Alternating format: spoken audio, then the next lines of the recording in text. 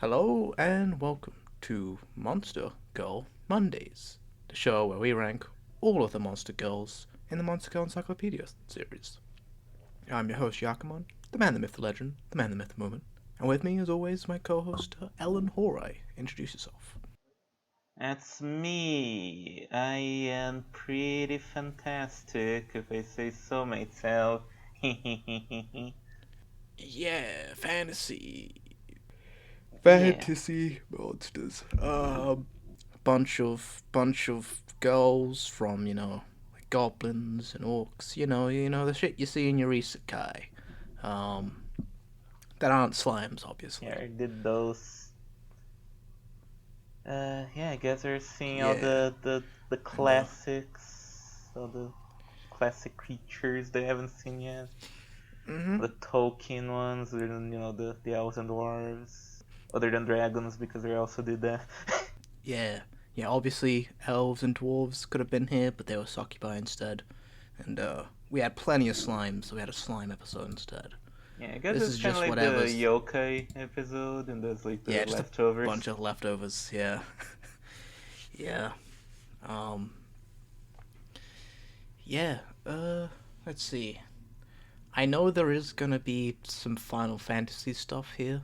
Oh, nice. Um, so Are as there well. gonna So like be summoners, like people with like one horn on their forehead can summon other creatures? maybe that would be a Ooh, good idea, but maybe.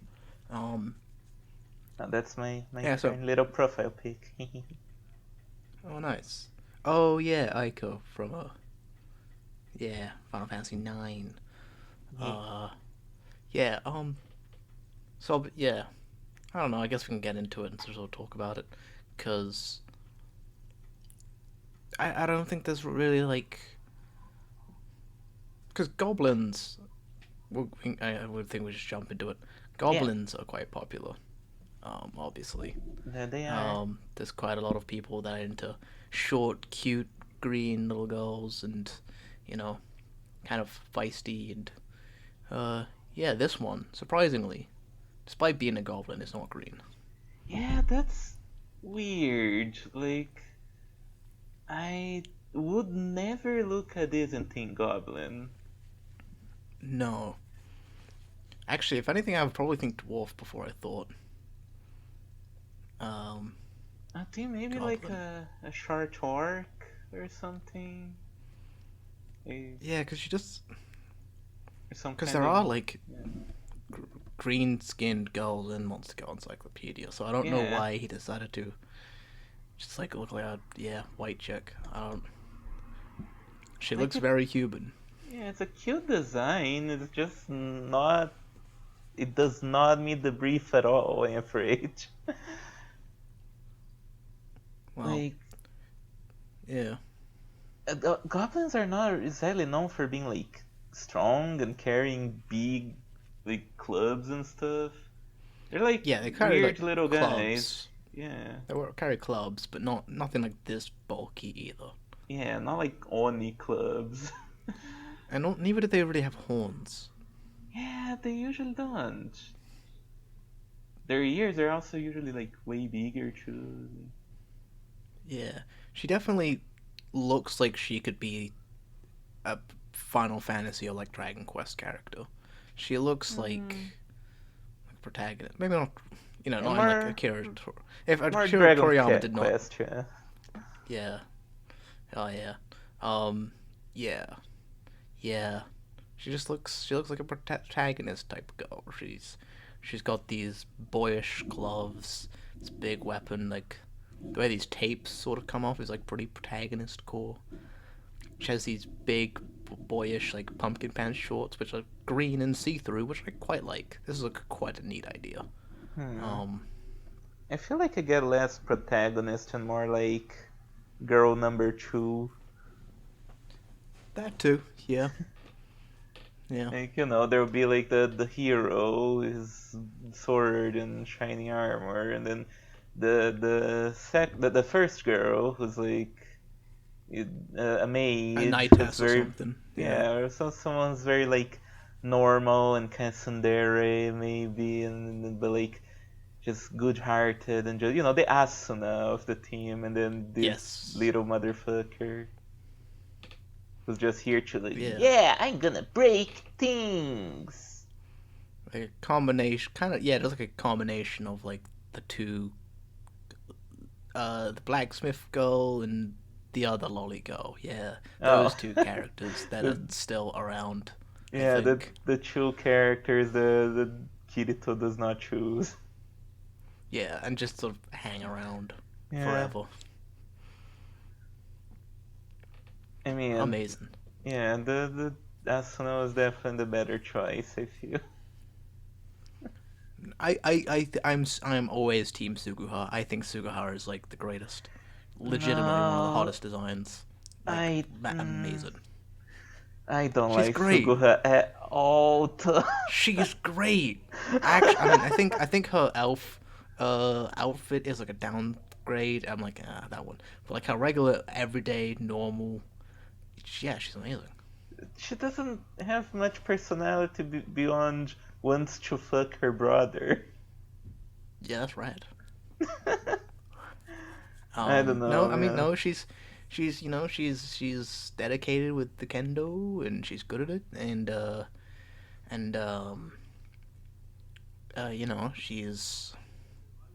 she's got some huge tits. That's pretty cool. No, she And that does. bob cut, yeah, yeah, no, she's awesome. I don't know what you're talking about. Well, I guess I guess whatever floats your boat.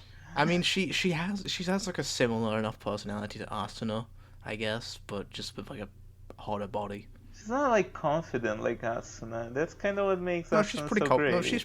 she's pretty confident. When you see Asuna in the first OP and she's just striding forward like nothing can stop her, it's like yeah, Yeah, she's cool. but like Asuna is also just like a damsel in distress. Meanwhile, Sukuha, she's the one who's climbing, ascending up the tower, and flying around and slicing dudes. Yeah, yeah. Uh, that's not only it's only the dance on distress because of circumstances beyond her control. That's how damsel in distress works. Yeah, Not really. Usually it's like, the guy comes and captures her and it's like, well, yeah. if So she that's was that's strong, something she could outside of have it. fought, but because she's just a shitty idiot, she just got captured. While Asuna's like literally, she's in a coma and this guy places her inside a simulation. It's like, not much you can do to fight that. Yeah, but like a damsel in distress is still, like it's mostly outside of their control. It's not really because of like a comeuppance of their own failings as a character, besides from being weak, I suppose. I don't know about that. Oh, anyway, the thing, Man, yeah, we went in a quite a tangent, but like, come on, Kinko Cross.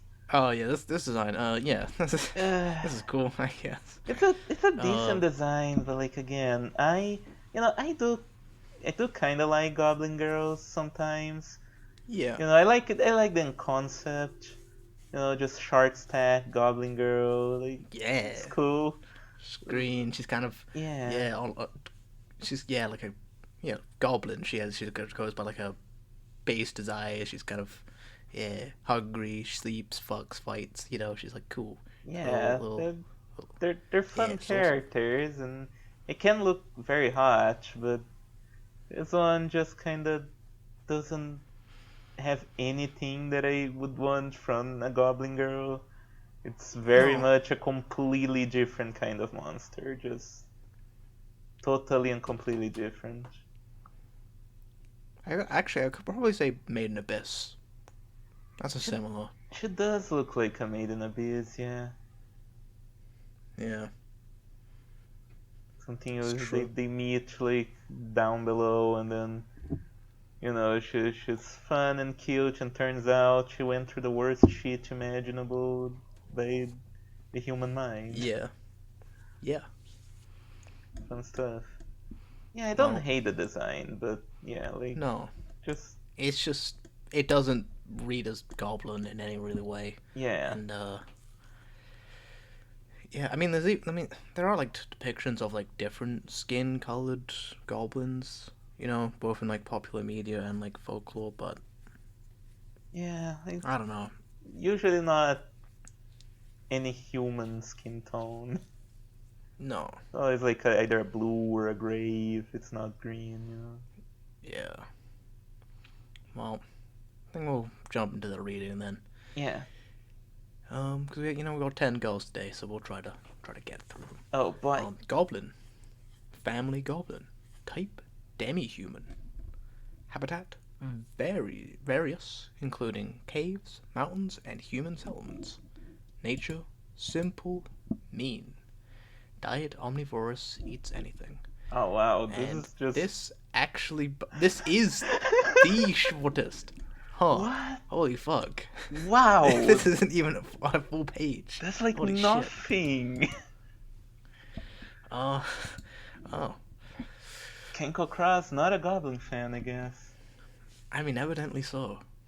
Um, the goblin is a small demi-human that builds villages in caves and other regions. A goblin looks diminutive, but this is in fact its adult form.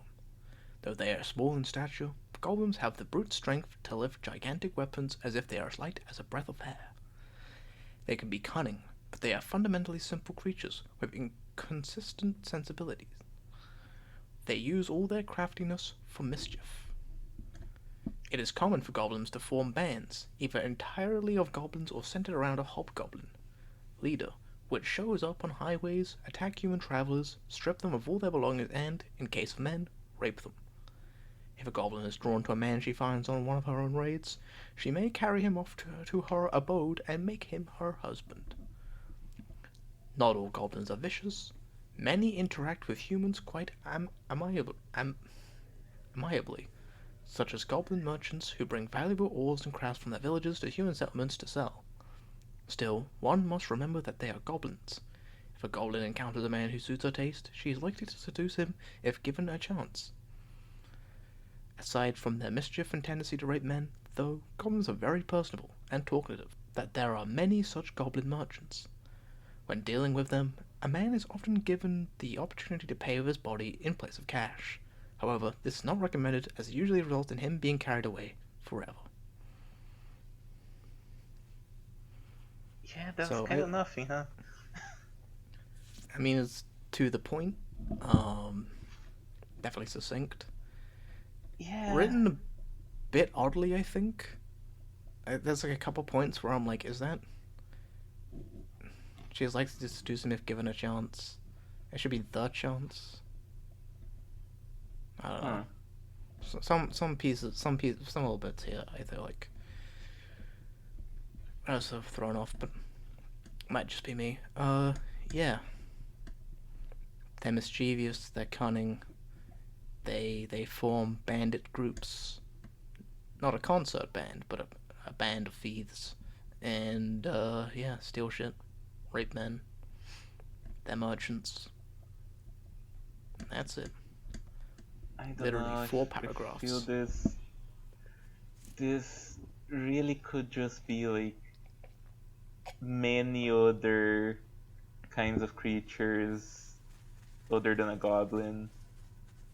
Because like I'm all for taking established types of monsters, especially like Tolkien creatures and whatnot, and like D&D creatures, and playing with them, like changing them up a little bit. You know, I don't need to see another fantasy setting where they has the same long-lived elves that live in the Yeah, woods and are good great archers. big But orcs that are just like violent, destructive, and yeah, like yeah, warriors. yeah, but at the same time, like you gotta at least have some identifiable features, and I this doesn't seem to really give me anything. Like they're super strong, they are gangsters, which I guess is a bit of a goblin thing, you know, like being raiders who like Yeah, attack people and all. But in Monster Go Encyclopedia, that's like 90% of the of the creatures yeah. here. Like I could imagine And there were I like guess that there's bandits of dwarves pretty easily.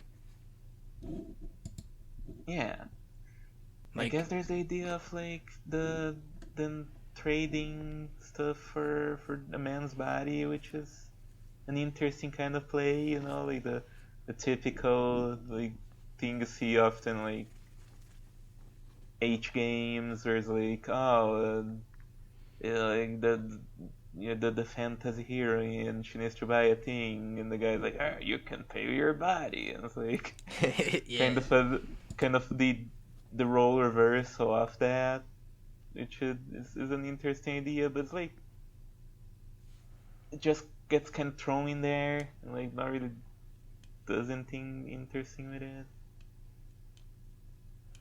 yeah. There's nothing like is they're not mischievous enough or like crazy enough that it would be like yeah, like fun to be around. They just seem yeah, like I don't know. They could just they could just be like yeah, dwarves or human women that are doing this. It wouldn't really make a difference. Yeah. Um yeah, no. And this is like early into fucking Monster Encyclopedia as well. This is like Oh fucking yeah. page 24. Huh. So Yeah, like I'm glad that in Volume One, at least if Kenko Cross didn't have many ideas, he doesn't try to push the entire page, but it still doesn't prevent it from being kind of barren. Which is a shame yeah. because yeah, I like Goblin girls, the big tits. Well, I guess we can move on to a goblin girl with big tits. Ooh, Hobgoblin. Hobgoblin. Hobgoblin. Okay, so oh, actually, the prefix hob means small, so it actually should be a smaller goblin, not a big one. It's Oh, I true. actually didn't know that. Yeah. Yeah, Um. like Gaijin Goomba made a whole video about that when Goblin Slayer was a thing, and apparently, yeah, Hobgoblin is a small goblin, but for some reason, media always pictures them as bigger goblins. Kind of weird, that. hmm. Or just like a dude in like an orange cloak, like in Spider Man. Yeah, the Hobgoblin. Huh. He's got like little pumpkins and he throws them. I think Green Goblin does that as well. But Yeah, I only yeah, know Green Goblin. I don't know. Didn't know there was another. to be honest, I honestly don't know what Hobgoblin. I've seen a lot of stories of him, and like I have no idea what the fuck Hobgoblin even is. I don't know what he does. I don't know who he is. I'm just like somehow even like the Shocker is somebody that I'm like intimately familiar with. Yeah, I know that guy. Yeah, I know he's a fuck up. That's like why he's like great. Um, he's like the It's just a greatest jobber in guy. the world. Hey, he's a dude. He's got like fucking shockwaves. He's awesome. But then like Hobgoblin, I'm just like man, fucking what? Who the fuck is that? He looks like a Scooby Doo villain. I don't know. Let me see. What the hell does it look like? Let me look it up. Spider-Man, Hobgoblin. Oh, he looks funny. Yeah, he's kind of funny. Ain't Yeah, he has a pumpkin in one of the images here. I like this guy. he? Yeah. Oh, there's a picture of him like tearing Spider-Man in half. What? Yeah. Yeah. It's cool. All right. Um, just don't know what his deal is. That's the only problem. Oh, Anyway, this girl is the goblin, but with huge tits. yeah, huge tits, which That's is better. For a and goblin, you I always think an feel even bigger club. bigger club. She has one horn that's bigger than the other, which is fun. Mm-hmm. Yeah, She which looks definitely dopey. yeah, but pretty much the entire outfit's just the same. She's just a little bigger. She's just a Yeah, short stack, which I mean it's an upgrade, but yeah, for sure. Like it is more attractive. Still not really goblin. no. This I would think it would be like an ogre girl or something. Yeah. Um. Yeah. I don't know. I think we could probably just go straight on to the reading. There really is like nothing to say. Honestly, yeah, like, just yeah, no. Let's see what this one has to offer. Hobgoblin, family goblin, type demi-human. Demi-human. Habitat, various, including caves, mountains, and human settlements. Nature, simple, mild, and mean. Diet, omnivorous, eats anything. Oh, this is considerably bigger. And even has like a list? Huh. Well, yeah. We'll get to that. We'll get to that. Okay. The hobgoblin is a mutation of the goblin with extreme swelling in one area of his body. I wonder which one. Specifically, it is distinguished by its large boson, a trait not found in goblins. Like goblins, hobgoblins are simple in personality, but they also tend to be dreamy, with a demeanor that is decidedly calmer than that of goblins. Hobgoblins are the rare offspring of goblins who delight in their birth and venerate them. When goblins form bands to attack men, they will always defer to a hobgoblin as their leader. And when they succeed in capturing a man, they cede the right of first copulation to her out of respect. However, perhaps because of their engorged bosom draws so deeply from any nourishment they consume, they are simpler and less clever than common goblins. The size of their ample breasts may also be the cause of their clumsiness. Oh no, my boobs are so big that they make me stupid. That's awesome. Yeah. They could throw off balance. That's awesome.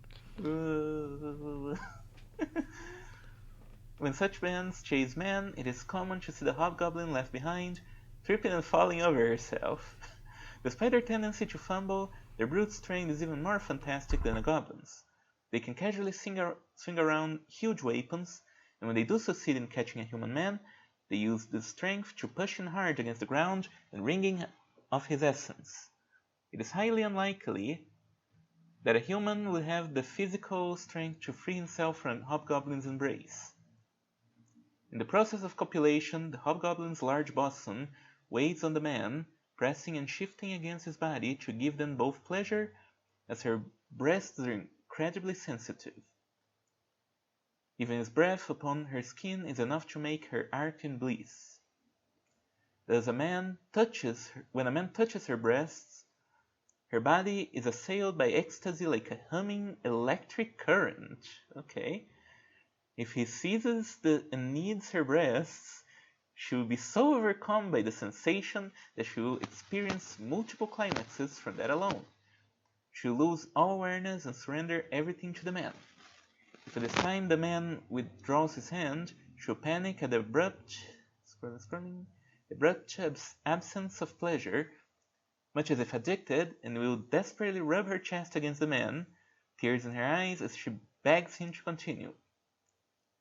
Thus, even in coitus, the hobgoblin can be easily manipulated by a man. This is no reason to be complacent, as the other goblins will surely have been watching with arousal and will be quite ready to attack in her stead. By this point, the reader may have observed that the hobgoblin is in fact inferior to the common goblin in just about every regard except strength. Why then, one may ask, do goblins so revere hobgoblins?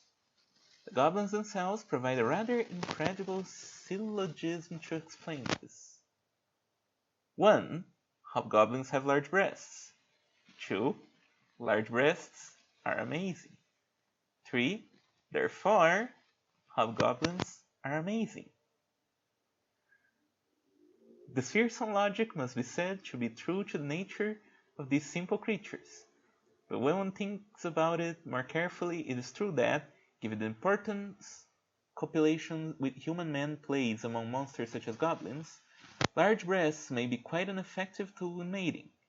Perhaps this advantage is sufficient to compensate for all of the hobgoblin's shortcomings.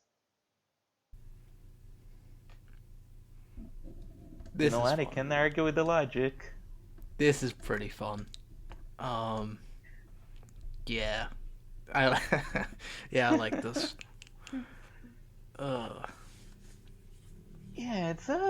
fun concept. It's that the fact that they're kind of like super strong and kind of dumb, but have big boobs, and that's why the goblins worship her. It's like Yeah, that's point her pretty as leader. cool. Yeah, it is fun. She's literally inferior to in every single way, other than the large tits. Like, yeah, this is great. This is fun. And the strength. Uh, yeah, I don't know. I don't really know what more to say about this.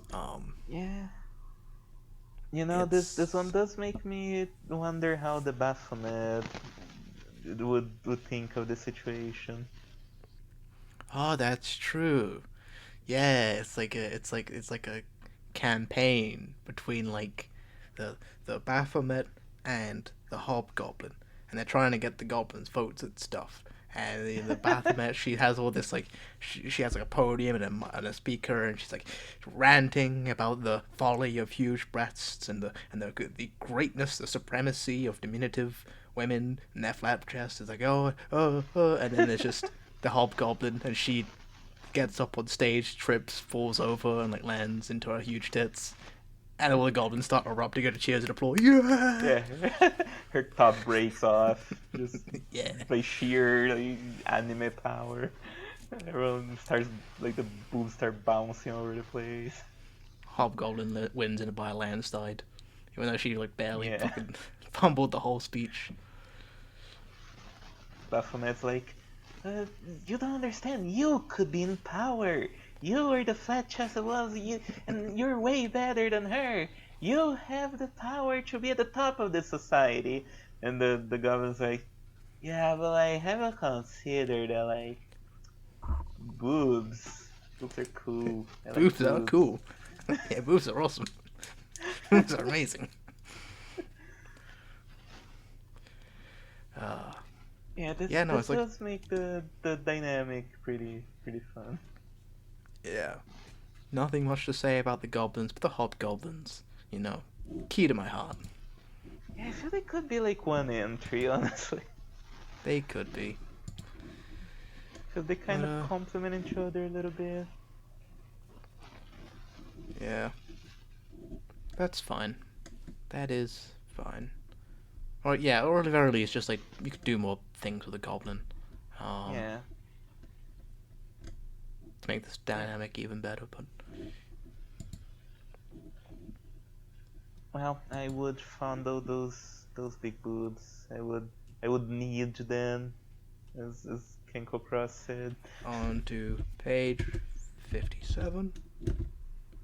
Orc. Ark. She is a piggy. It's cute. She is a piggy. Um, yeah. I'm immediately noticing a lot of like snout motifs in both Huh. the way she ties all the knots around and on her big Oh hammer. yeah. There's a sort of The belt buckle on her like collar also. It's a bit of a snout.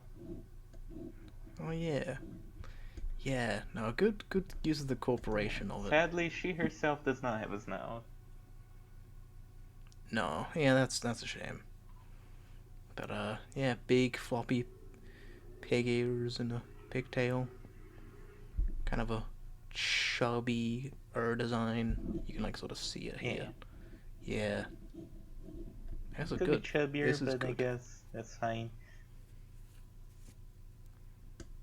Yeah, she's cool. I like her.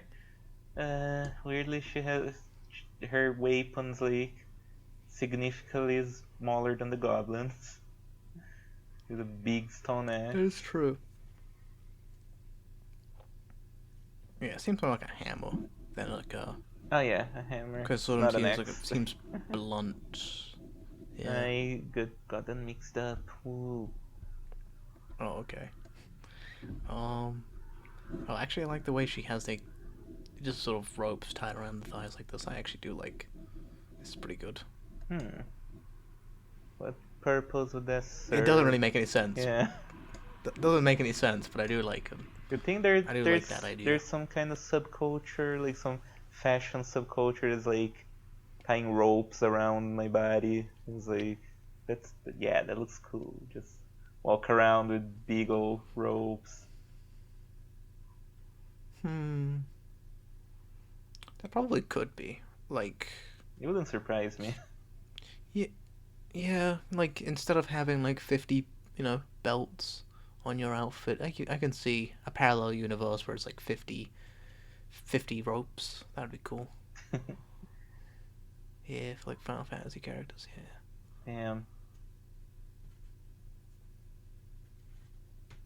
Yeah, she's cute. She's fun. I like how her whole outfit just like looks like it's been put together with belts and like pieces of cloth and yeah, Just kind of whatever she can yeah. find. It's just kind of been just salvaged together by various pieces of completely unrelated things. It's fun.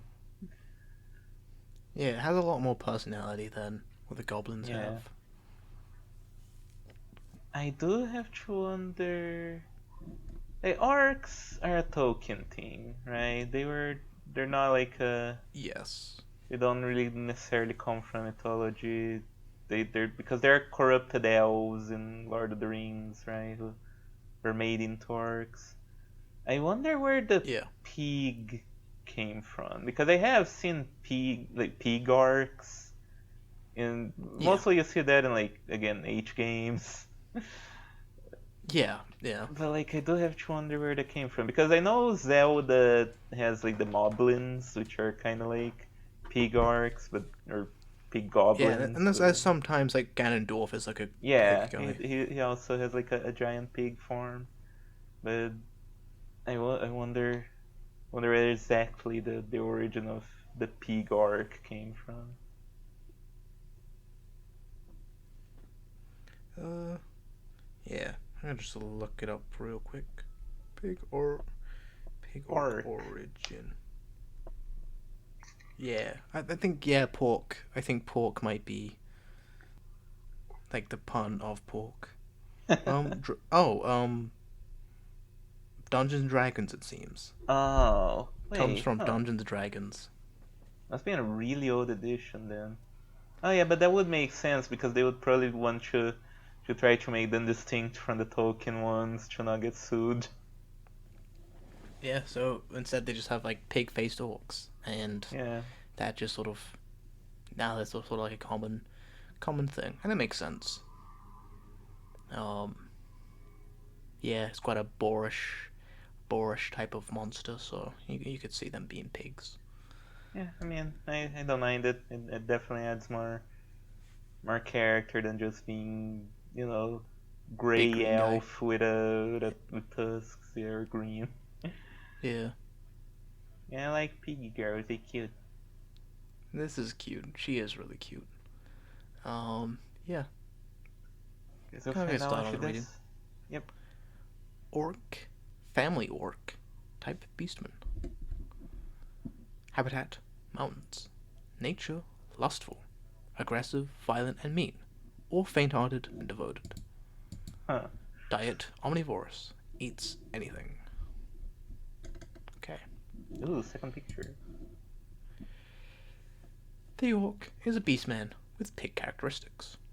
While orcs are quite violent and known for their vicious attacks on humans, they are ungainly creatures and not particularly powerful monsters. Despite this, one must be cautious, as they are sly and strike most often in groups. Orcs are extremely lustful, their minds never far from the thought of sex, most especially when they are on the prowl. When an orc finds a man, she gathers a band of her brethren to subdue her intended victim, and they move in to attack. If captured, the man is taken to their lair, where he becomes their slave, forced to fornicate endlessly with these sex-starved creatures, one after another. Licked, sandwiches, and licked, sandwiched, and mounted, he is subsumed by their ample bodies, their voluptuous form embodying their carnal desire as they pound themselves onto his sex, hips grinding wildly as they make him theirs. On the other hand, when orcs are defeated by the men they attack, they yield to the victors as their masters, as though they were their slaves. This change in behavior is immediate. Instead of her usual rough manner, a defeated orc becomes meek and will fawn over her master. The orc's lust, however, does not change, and they often attempt to entice their masters to mate quite frequently. Once an orc has a master, she becomes his and his only, body and soul. Her soft, full form now exists only for the use and pillage of one man, her master. And the more her master defiles her, like she is but a mere tool for relieving his sexual urges, the more elated she feels to have pleasured him, her master who fills her with ecstasy. Thus, orcs have a binary nature, dominant strength or obedience. This is more a matter of instinct than personality. Any orc who has not known defeat will delight in violating men ruthlessly without question, while orcs who have tasted defeat and gained a master delight in submitting to his will. An orc's loyalty to her master is true and extreme, etched into her very instinct. Not only does she take great pleasure in being taunted by her master, but she would literally throw her life away at his command. You know, you know how there's that MMO Blade and Soul? I hope Kenko Cross names his RPG Body and Soul. I mean, I feel like we haven't had body and soul in a while, but yeah, Yeah, I just kind of saw it again. I was like, ah, I remember you. yeah. Um, kind of repetitive, I think. Not just body and soul, but yeah, the way it just kind of like restates that once defeated, she serves you, her master, and there's not really any new information this second half gives Yeah, us. It's just kind of the same thing, reworded. pretty much. Yeah, it's just this one is one where he didn't have that many ideas, and so he just kind of, strung it along for as long as possible. Yep. Didn't finish the full page, but still went on for a little too long. It's Um. fine to, I guess. There's, Yeah. like Joe challenge you to a duel, and if you defeat her, you get to be her master. Or you That's get cool. dominated, and Yeah, or you yeah. get dominated. So, yeah, that's cool. It doesn't really fill me with like the desire to dominate that like the Balrog does, where it is like, yeah, this like challenge to overcome. Then I'm just like, yeah, this is like really great. Um, you know, I I I, I wouldn't say no to an orc, but Yeah, yeah, definitely did this in much interesting ways later on, yeah, which for sure. yeah, as we are like coming to the end, I think like some of that will color the way that does kind of color the way we see some of these earlier entries, um, because we have like the knowledge of like what the Balrog is. Meanwhile, I didn't even know the Balrog was like a thing. Episode one, so Yeah, the like we do read them out of order, so I yeah, guess those earlier entries will have the problem. yeah, but yeah, no, some of these early entries they still obviously manage to still remain on top, just from like how good of the Yeah, idea it is, you know. Yeah, plenty of great harpies and slimes. But yeah, it's fine. and this one's just like it doesn't give that much insight on anything else beyond this one thing. Of then like they either submit to you, or if you lose to them, they take you. Like there could be more about like the orc raiding culture or something, I guess. Yeah, Instead, it's really just this one idea. Oh well. yeah, it's fine. It's fine. We Second do have a image second here. picture too. She is being fucked by a very long penis. I assume. It is very A long. very long article. It's long, long Oh, man. yeah. Oh, what a Kino commercial it is. Yeah. Yeah. This orc attacked a man and was defeated. From that moment, she transformed into a faithful slave, longing above all else to be invaded by his rod of flesh. Longing, you say? Longing. Oh, there's something pretty long over there. Spear of longingness, yeah. Yeah, and you're also talking about RPGs. When is you know, you have like Trials of Mana, you have you know, yeah, you have fucking Tales of Symphonia. When we getting Rod of Flesh, Rod of Secret flesh. of Mana, Breath of Fire. Yeah, Rod of Flesh. When are we getting that? Huh. Well, it would definitely be an interesting concept. Maybe like Lovecraftian, like you get the rods that turn things into flesh. I mean, I was thinking that yeah, like Rod of Flesh would be some sort of like abomination, the amalgamation of different human beings into one mystical item that's just like yeah, all groaning and Oh. terrified. But it's like yeah, the Rod of Flesh. Yeah. It's like Neo X Death from Final Fantasy V, but turned into an item you can use. I haven't played Final Fantasy V, but I know there are people who would appreciate that reference. Uh, Imagine a tiny little Neo X Death that you can whack people with. That would be funny. Alright.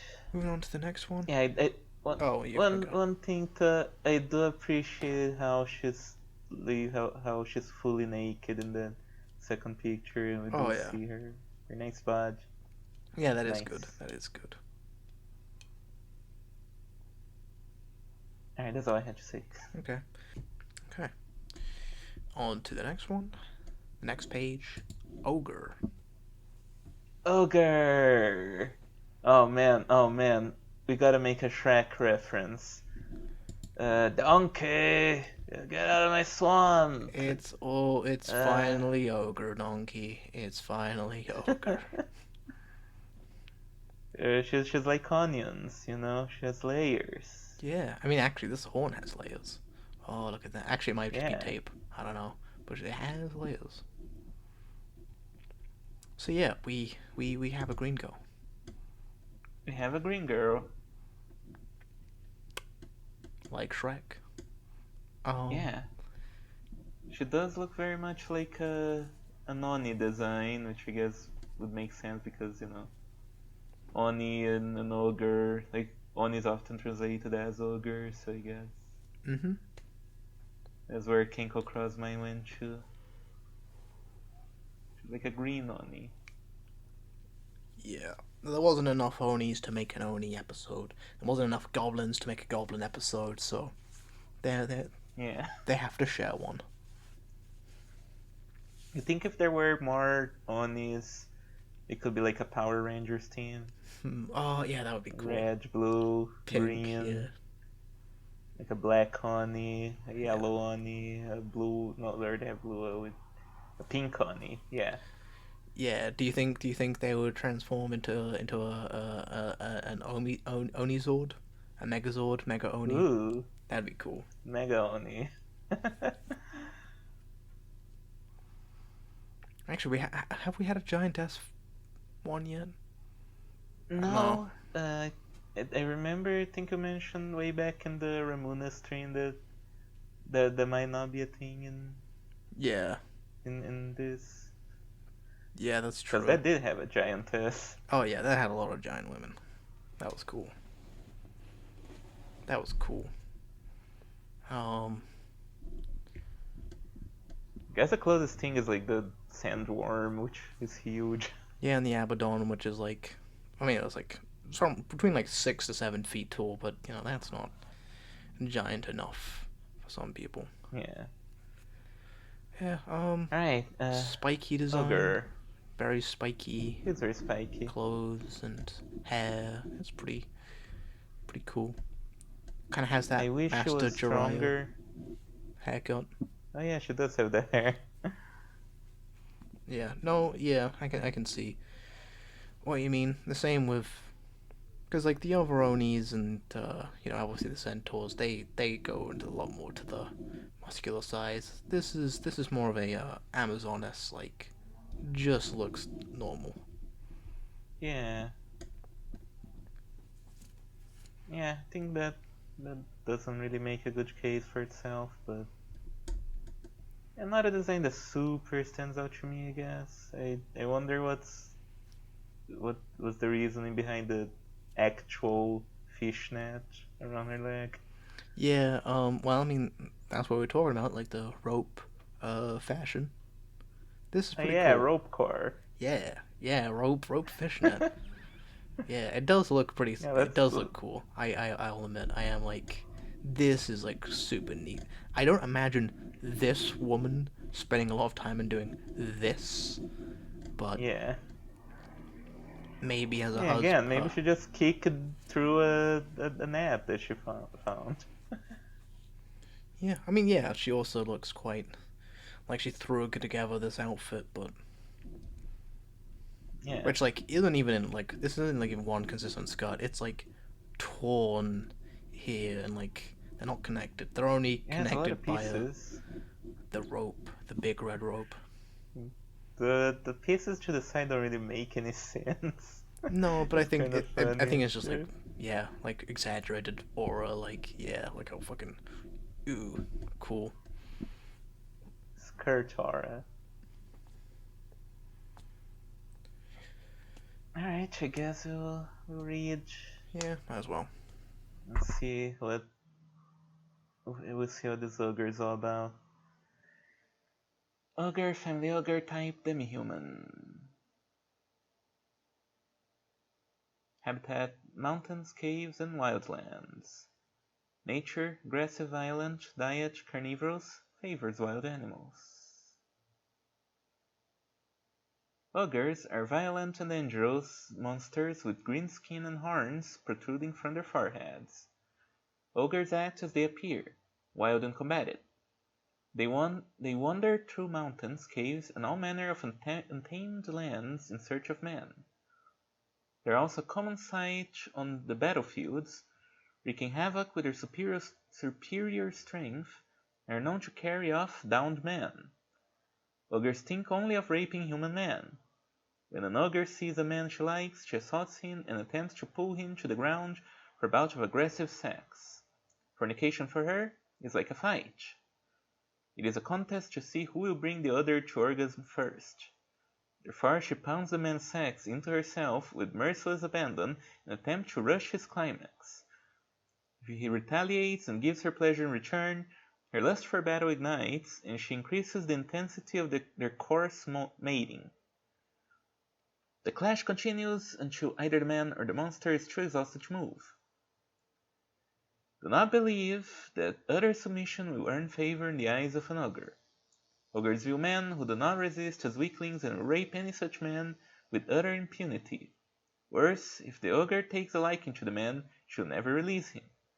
She will keep the defeated man to rape whenever it pleases her, crushing his dignity under a torrent of erotic heat.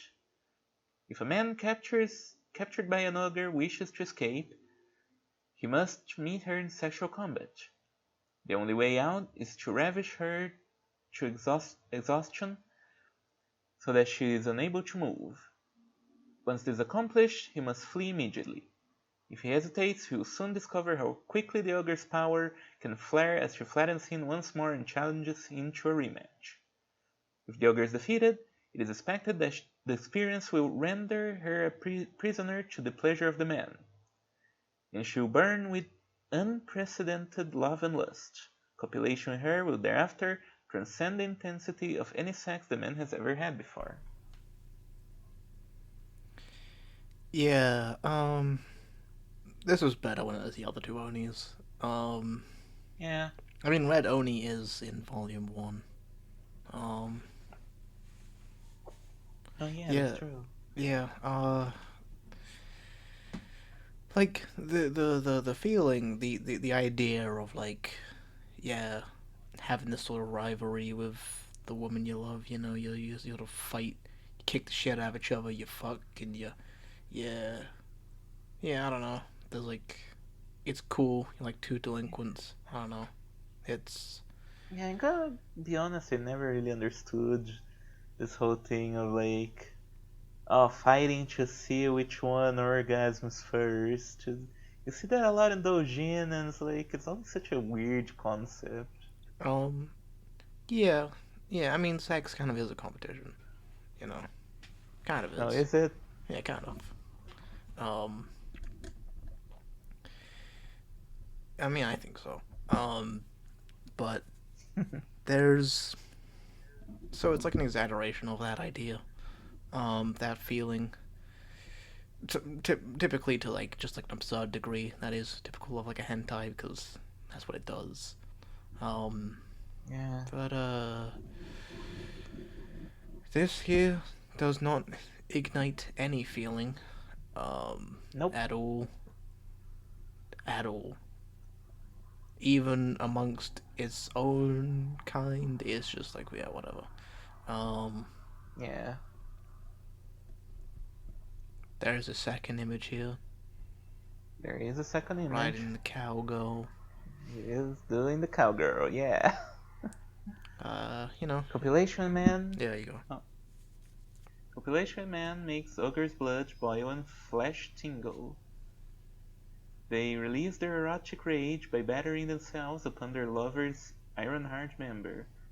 I feel like we could have a crossover between Rod of Flash and Legend of Zelda called Flash Tingle. Oh, yeah, Tingle, yeah, Tingle, yeah. Yeah, it's Flash Tingle. He's cool. Tingle gets cursed to become Flash. Yeah, He it's must like collect three it's like trillion rupees to Flash. he's like it's like the end of I have no mouth but I must scream, but he's like in a yeah, that little thing that's like it's just like an immortal weird slug creature that he can't kill himself, he can't do anything, he's just stuck slowly moving for the rest of his life. But in a Tingle costume. That'd be sick. Oh man, that's tragic. But you're also Tingle from Zelda.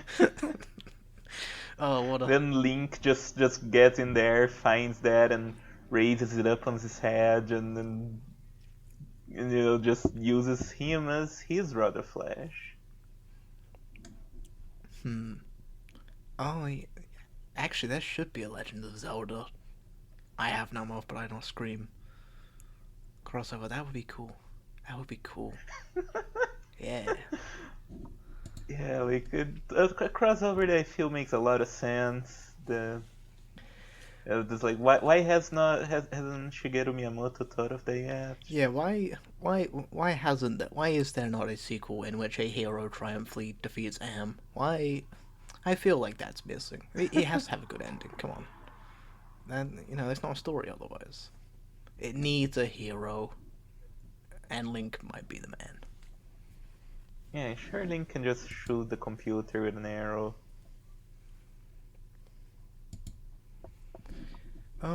Yeah, I don't know. I'm sick and tired of this thing. I wanna move on. Yeah. 113. Cyclops. Cyclops. Hmm. For a moment, I thought she was holding a lightsaber.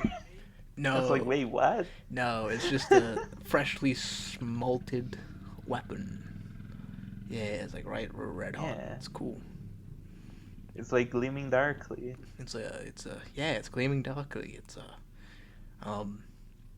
fucking PS4 versus 5,000 degree night challenge. Yeah, when those were a thing. Damn. Yeah. Cyclops. There's some cool Cyclops girls. There are. I always reminded of Demo from Super Mario thing. Oh, I didn't know there was Cyclops Just girl. No. yeah, it's like just a small little Cyclops girl with no arms and a blue dress. Just fun, very adorable. I like to draw her occasionally.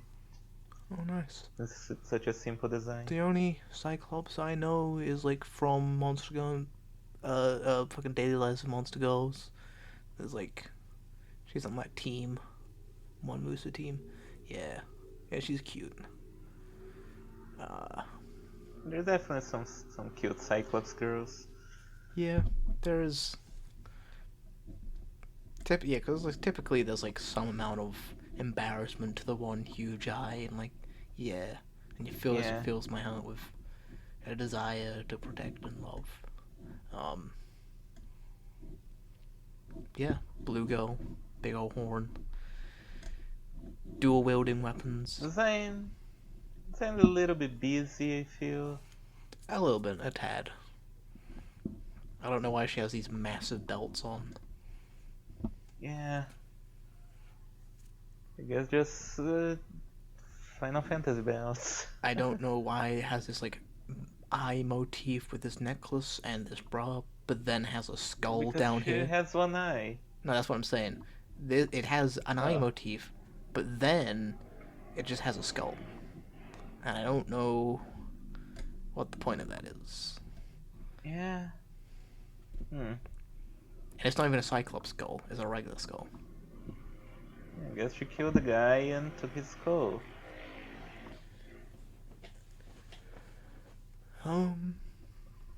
Yeah. I guess she's like a girl who like crafts stuff. Yeah, she's like because she, most likely a blacksmith, yeah. Yeah, she just like is giving you this hot rod or something. I'll give her my hot rod if you know what I mean. Got him. Got him.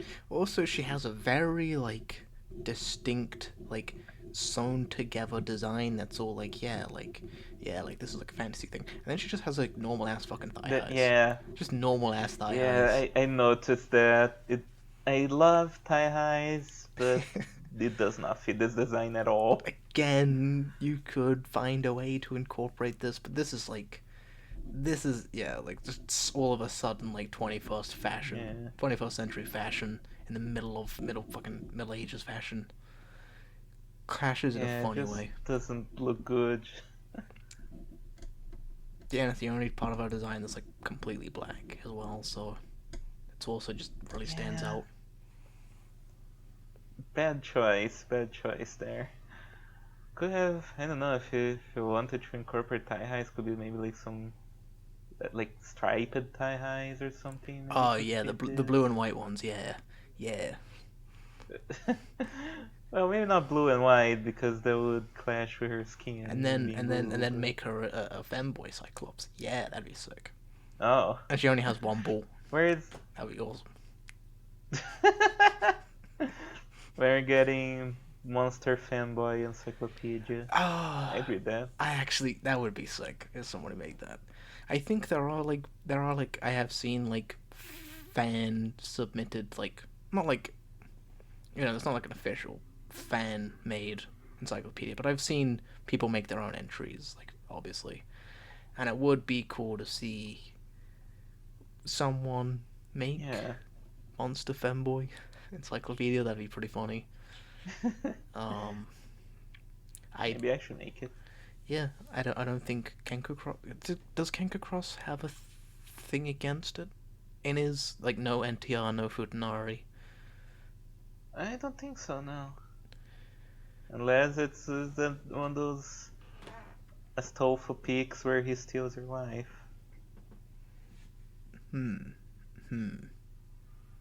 Because if there was a new overlord, I guess, who turned all monsters into femboys, then that's entirely plausible in the narrative of this. This does not break the narrative at all. Yeah, that's what I was gonna say. Like, because like he doesn't like you when you don't comply to the canon. So like, all monster girls are female, so it wouldn't work. But yeah, if another overlord gets in there, it could happen. Oh yeah, an Alp overlord. If an Alp becomes the overlord. Oh yeah. And it's HRT for everyone. Oh no, no, you gotta leave some men around. No, Well, for everyone who wants it, I guess. we can't all be programmers. Come on, the society can't. Programmers and artists. Somebody's got to do something. Well, Someone's gotta do the heavy lifting.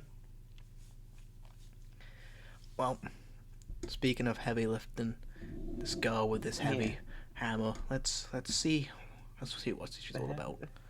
It kind of looks like a giant butt plug Kind a of little does. It kind of does. bit. Um, yeah, Cyclops, family X giant, type X giant demi-human. The fuck? Thank you, Kenko Cross. Thank you. Thank you, Kenko Cross. Habitat the depths of the mountains. Peace, nature. Wait, is it my turn to read? Yeah, it is. Yeah. Yeah. Habitat the depth of mountains. Nature, peaceful, lacking in emotional expression. Diet, omnivorous, favors mountain fruits and vegetables and wild animals. You're supposed to put a comment there. I don't know why it's two ants. Yeah. Thank you, Kenko Cross. Yeah, cool. Thank you, Kenko Cross. Oh, this one's quite longer than the previous Yeah, one. it's slowly getting longer. It's slowly getting longer. You know something. Slowly getting longer. Yeah. The Cyclops is a monster quite different from most other monsters, as Cyclopses possess a single eye and blue skin. They live quietly deep in the mountains. They are classified as an X-giant, but since coming under the influence of the current overlord, they have shrunk to roughly the same size of a human to facilitate intercourse with human men. Boo. It is believed that Cyclopses were once part of the divine family, but were cast out by certain gods who detested their single eye, whereupon the Cyclopses became monsters. Thus, they are extraordinarily powerful, and the influence of the Overlord was not sufficient to turn the single eye that sets them apart into two. They tend to be fairly subdued in character, monsters of few words and few expressions. It is often difficult to tell what they are thinking. Cyclopses typically work as blacksmiths and distribute the weapons they forge to monsters who have contact with humans. Their work is sound, and it is common for famed warriors and heroes to seek them in order to have them make them weapons. Unlike most monsters, Cyclopses do not make efforts to interact with humans outside of work. Even if they spot men, they almost never attack them. One possible explanation for this behavior is that their history has caused them to feel inferior to their single eye. Cyclopses must nevertheless procreate in order to sustain their race, and so they will appear near human settlements occasionally to ask passing men to spend a single night with her in exchange for a Cyclops sword.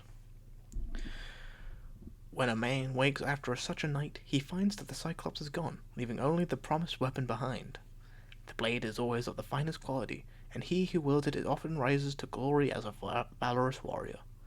The Cyclops' handling of the man's other weapon is also of high quality. In many cases, the weapon is enchanted by the finely honed technique and loyal dedication she bestowed upon him, and after his act of valor will quietly disappear from public view. It is speculated that such men who live happily deep in the mountains with Cyclopses. Okay. Quite a lot here, actually. Yeah.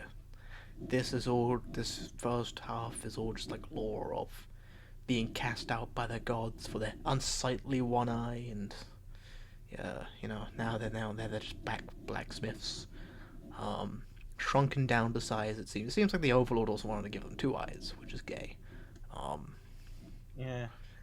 And then this one, yeah, interesting to see a monster that very specifically has one night stands with humans, not out of just like a general desire to do it, but because they don't believe that they could be loved due to their hideous appearance. There has to be I will leave immediately and I'll give you the sword. Just please have sex with me, please. I'll give you the best sword in the world, please. The best blowjob in the world.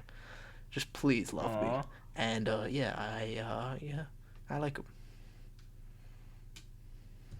I wanna give him a hug. Yeah, live in the mountains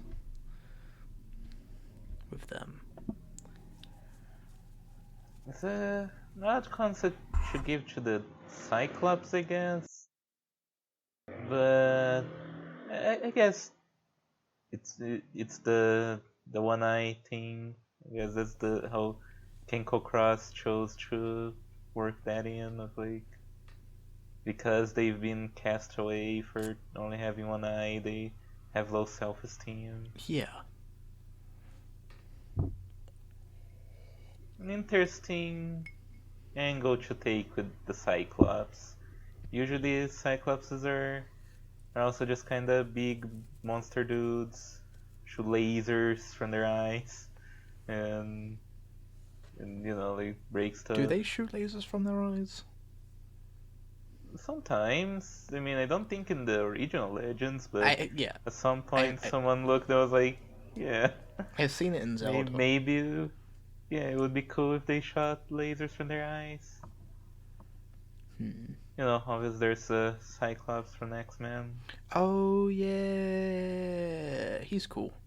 He's all. I mean, when Grant Morrison did a run for Cyclops, that's when he just became the coolest motherfucker. He was always I have never interacted with any playing X-Men media second that, fiddle to Wolverine. Wolverine was the cool guy, yeah, and Cyclops was the hey, you gotta follow the rules. And he's like, I don't follow the rules, bub. And it's like cool. But then Grant Morrison, and he just like made him a fucking cool leader guy. He was like really fucking cool. Yeah, yeah, no, I have never interacted with any X-Men media that made Cyclops interesting, so. Because as always, yeah, just he's the nominally the leader, but Wolverine is the one that gets all the yeah, screen time. yeah, yeah. Cyclops is the Superman, and Wolverine's the Batman. Like people are here for Batman. People are here for Wolverine. Not this fucking Yeah. gay twat. Um, yeah. I would have liked it if they also put a little bit going back to this. Put a little bit of that hobgoblin magic in here. Of she's also like bigger than a normal human being still, because she was once a giant, but she's still kind of big. So that Yeah. also causes her to have insecurities and like yeah, maybe she's too big to be loved. And be like, yeah, no, I love my 7 foot tall, one-eyed wife. Yeah, like it would be cool to play more into the size play. I definitely would have enjoyed that more. Just have a really tall Cyclops wife. Yeah, I could be into that. Yeah, but Don't need Jen, to be giant, but yeah, just big and soft and yeah, insecure, but you love her and like yeah, it'd be Yeah, nice. I think she's alright. Yet another second image here. Um. Yeah, you gotta watch out not to shoot in the eye. It's kind of a big target. Oh yeah, that's true. That's This true. guy's like skirting it a little bit close. Yeah. It is difficult to read the expression of a Cyclops, except in copulation, which is the only time she is likely to reveal her true feelings. She will blush and lower her eye with pleasure, smiling with delight at the privilege of sexual intercourse with a man. I do find it funny how Kenko Cross chose to keep her gigantic arm belt. Yeah, and there's also a belt on her horn. Wait, is it? Yeah. Yeah, there's a belt on Yep. the horn. Yeah, the belts never come off.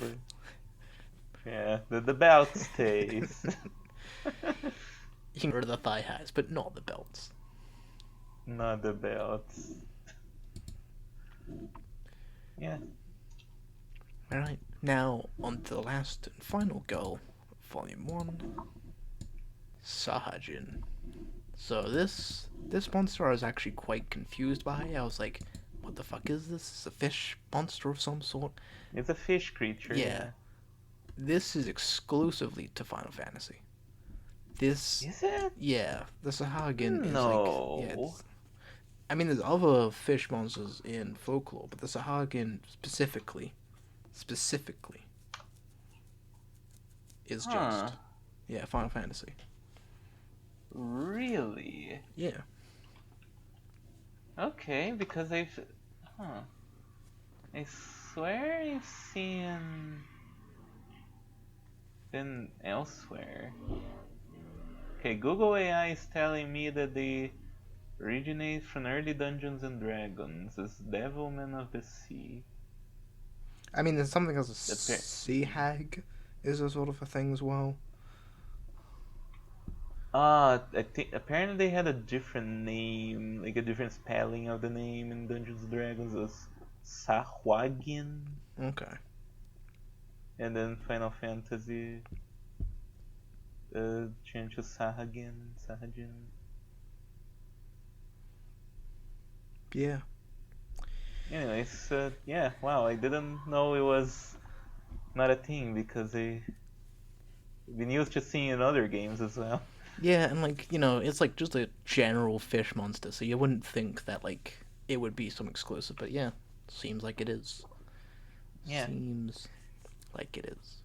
And what do we think about cool. this Which girl? is, which is also weird because it's not one of the monsters I would think of when I think Final Fantasy. Huh. Hmm. I mean, yeah. Yeah, no, I don't think I've ever actually encountered one in any in the one that in the half of a Final Fantasy game I've played, I have never come across these guys. Um, Dang. yeah, yeah, yeah. Yeah. Alright, well, When is the Moogle girl coming up? Actually, that's what we need. that would be fun. We need That a would be cute. we need a Moogle girl. I would like that, yeah. A Moogle girl, a Tomberry girl, a Cactuar girl, Fucking Chocobo girl. That might be a bit weird. Chocobo girl, a yellow harpy. Oh, actually, yeah, that's cool. That's cool. That is cool. Though some people would think it's Big Bird, and that wouldn't be so cool. That would be funny. Yeah, okay. Let's fucking talk about this actual girl. Yeah. This girl who's a fish monster lady in a school swimsuit for some reason. Okay. Yeah. As a gloomy girl appreciator, I do like her. It does immediately, make a strong argument for herself. I like it almost looks like she's transforming, right? Like the aware Yeah, wolf kind of transformation, yeah, but like not this. wolf, but fish. Her skin is like turning blue and it's like crawling up her arms and legs and stuff. And yeah, yeah, it does look um, like Shakugan no Shana, but like instead of just getting red hair and like a fire sword, it's like she gets this big spear and then she turns into a fish monster. Oh, That would be cool. I yeah, I do like this idea. I don't think that's where Kenko Cross is going, but if it was, I would really like that idea. Of like a inconspicuously gloomy Kuroki Tomoko as girl, and just kind of fan cell, hates everyone around her, and one day she just kind of turns into this kind of cool fish, half fish girl, and She fights, yeah. now It's not yeah, like she a fights. yeah. It's not like an attractive looking monster thing. It's not like cute. It's cool. Yeah. It's not like a magical Oh girl thing. man. She's just like this big ugly monster thing. But she fights Oh anyway. man. It it's just such a cool idea. Like girls that would each girl has the power to turn into some kind of monster girl, and like she gets the short end of the stick, I guess. But she's like the protagonist, so you see her like Taylor warming her way into success. I'd like that. Yeah. Maybe I'm gonna have to note this one down. Yeah, gotta fucking do it. Yeah, because fucking again, Kenker Cross, I doubt had this idea. So Yeah. yeah, fucking, it's not even steal it. It's just fucking inspiration. Good old Yeah. inspiration. Um, But yeah, I like the design a lot. Seriously though, why is she wearing a school swimsuit though? That seems a little odd. The kappa was wearing one as well. I think it's just Kenko Cross like, hey, water. You know what's the something that associated with water? It's cool swimsuits. Yeah, awesome. Oh yeah, just a Kappa friend. Oh yeah, fucking goofy idiot. Yeah, it's awesome. Yeah. Yeah, it's cool. Um, Yeah. Awesome design. Hopefully the lore is also good. I love her like very big claws and stuff. Just yeah, again, it's very monstrous, but in a way it's like really dynamic and yeah, cool. yeah. Well, it's cool that the girl has like bigger hands, like animalistic hands. Yeah, and I like the way the tattoos also frame the face as well. This is also really good. Just like Yeah, the face those are is very good. cool.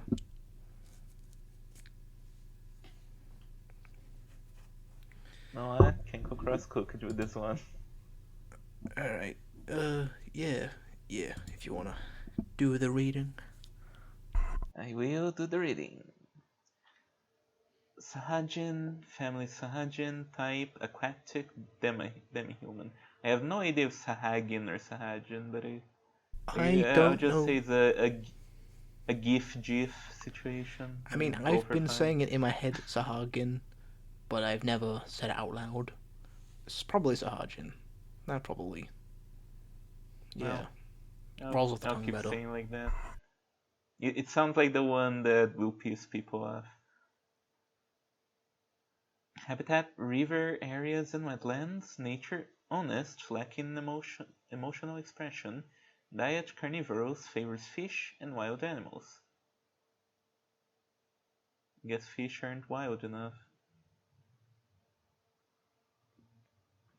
The Sahajin, also known as the fishless, it's fun, is an aquatic monster that lives in fresh waters, such as rivers and wetlands. Their webbed appendages make them dexterous swimmers and formidable hunters that can put down prey with great accuracy. Sahajin are almost as expressionless as fish and hardly ever speak. As such, it can be difficult to grasp their thoughts. When an appealing man passes near the water, the Sahajin silently glides near him underwater and then leaps out and attacks him for sexual intercourse. It is said that her copulation bears a passion and intensity that makes her usually placid appearance unimaginable. Huh. Though it seems that Sahajin are silent and expressionless, the truth is that they show their affection not through words or expression, but rather through their erogenal zones. When a fishlass wishes to convey friendliness or gratitude, she brings their bodies close and kisses her lover with abandon. When she wishes to convey love, she quietly pushes the man down and slips his sex into her vagina. It might seem to a casual observer in this case that the Sahajin is merely using the man. This tumultuous pulsation is her highest expression of love. As infrequent as it is for her to form words, her kisses, caresses, and unions are extremely frequent, proving that the Sahajin's silent and expressionless exterior belies rich emotion inside. Furthermore, when a Sahajin copulates with a man she loves, her expression does change, most dramatically into one of rich, melting pleasure. Her mouth opens to murmur inviting words and moans of delight that spill over one another. Sahajin wear what appears to be clothes but are actually scales, which they have the ability to shed and shift as their mood and desires dictates. Occasionally they molt off the scales and the cast-offs can be worn as clothes and are in high demand among other monsters. As these garments thoughtfully emphasize the lines of any sort of figure, gleam scandalously when wet, and enable copulation with only a slight manual adjustment, it is not difficult to imagine why they are so prized among monsters. I think that part's kinda dumb. Yeah. Yeah, it is stupid. It's like the you know, the May Dragon does the scales that turn into clothes thing, but it's much easier to believe with a dragon than with Fish. a fish Yeah. lass. Yeah. This does not look like a particularly magical being. By the way, like looking it up, seems the pronunciation it has a bunch of different pronunciations, obviously because it's different spellings. But Sahwagin is the first thing that shows up. Yeah, that's apparently how it was spelled in Dungeons and Dragons. So Then, well, there's no Hua here, so yeah, Sahagin, Sahagin. Uh, yeah, I don't know. How are you feeling? I don't think it really lived up to what you were thinking. no, No. not really. It's kind of a lot like the Mantis girl, weirdly, or Yeah, just like yeah, she's expressionless, but when she has sex with you, she shows expression with pleasure. the vagina is the only thing that shows emotions. Really kawaii. Yeah, not nothing that interesting, sadly. I feel like yeah, when it comes to this kind of like cold, expressionless girl, Genko Cross reused this concept quite a few times, and sometimes it's a bit more interesting, but other times he just kind of leaves it at that. Yeah. Yeah. Um. Yeah. I don't know. Like as I was gonna read into this, I was like, man, I wish it was what. Yeah. What was in your head? Yeah, That would have been better. That would be cooler. yeah, because I was thinking of, uh, I think it was actually yesterday. I watched this video on like this Japan only game. I think it's called like Mark of the Mermaid, where like a guy's girlfriend turns into like a fish monster, and he has to uncurse her, but like when she turns into the fish monster, she is like scared. Oh, it's gonna hate me now, and he's like just like fuck no, I still love you. Then Hell we'll yeah. work through this together. And it's like yeah, that's so cool. It's really fucking cool. Yeah. Um. So Yeah. yeah, that idea has been used to some extent, which is cool. I was also thinking, like in the correct version of this, that she would like obviously because she's like transformed into a fish. She also probably smells like fish constantly. That probably also makes her kind of isolated Oh for other people. yeah, I guess fish smells are not particularly pleasant. Yeah.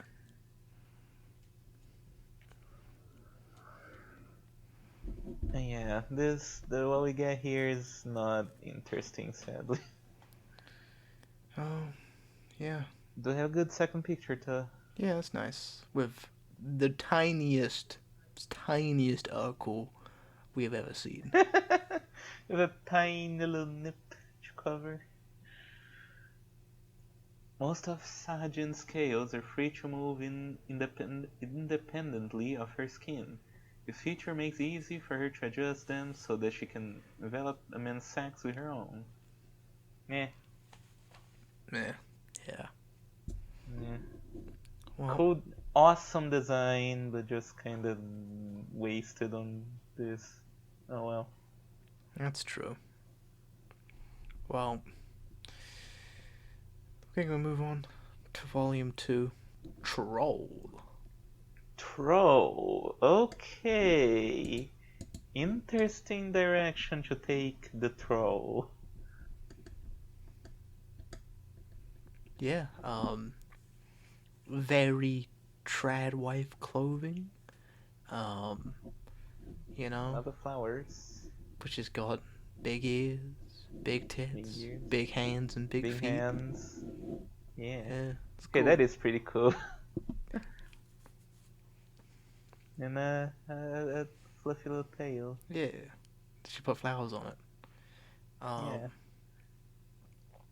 Yeah, trolls are a weird kind of creature because there really is no consistency on like what they what they can be. So sometimes they're just funny little guys. Sometimes they're immense, dumb motherfuckers. They're like fuck your day up. And I don't think I ever seen a. And of course, sometimes they are little annoying nerds with horns. But I don't think I ever seen one that looked like this at all. Just like a fully clothed girl with like flowers and stuff. Yeah. Yeah, this definitely looks like a troll woman trying to live her best in like human society, and Yeah, try to good for her. these big flowers to kind of distract from the feet and the hands and the tail. Yeah, but she's Yeah. quite a nice, really nice, adorable design. I do like it. Yeah, she is very pretty. If I saw her in the village, I would definitely try to court her. We also don't have enough freckle girls. Freckles are always Oh nice. yeah, it's cute. I like the way he did the ears. Yeah, They're me kind too. of they're pointy but also kind of round, and like they're kind of pointing away from the head in a way. I don't know. There's just something It's so it's nice. homely about this design that I'm like, yeah, kind of am transfixed. Yeah, she really is very compelling. It is someone I want to know more. Uh, I think she also got a mushroom in her up here. It's Yeah, cool. on top of her head, a little mushroom. Which actually, I am now thinking, yeah, what if someone did have, what if that was like a character design thing? She had like these a flower crown, but instead it was mushrooms. That I've never Huh. seen before. That could be done. If it's just mushrooms, that would be a bit funny. It would be funny, but it would be a cool idea. Yeah. She also has the love heart plants we've seen around. Oh yeah, the little things that you eat and get horny, I guess. Yeah, Yeah, she's cool. Like she's very pretty. I like her a lot. I would invite her to eat a pie at my home. yeah. I mean, she definitely looks like she Have a cup bakes. of tea. She bakes a Yeah. lot. Yeah, very nice. I feel she could live in Harpy Story in Caravania. Hmm. Yeah, that's true. Yeah. Well, I think I'll start with the reading. Alright. Troll, family troll, type demi-human, habitat, caves and wastelands. I'm not sure about that. Nature, Yeah. mild, diet, omnivorous, eats anything. Like I normally, hope it's not like, yeah, you go. oh, she dresses like this to lure you in, and then she just grabs you and rapes you It or fucking takes something. you back to just like the middle of the forest. Yeah. To a cave. I mean, at least make her live under a bridge in like the Ashita no Joe kind of way. You know? Yeah, that'd be sick. That'd be cool.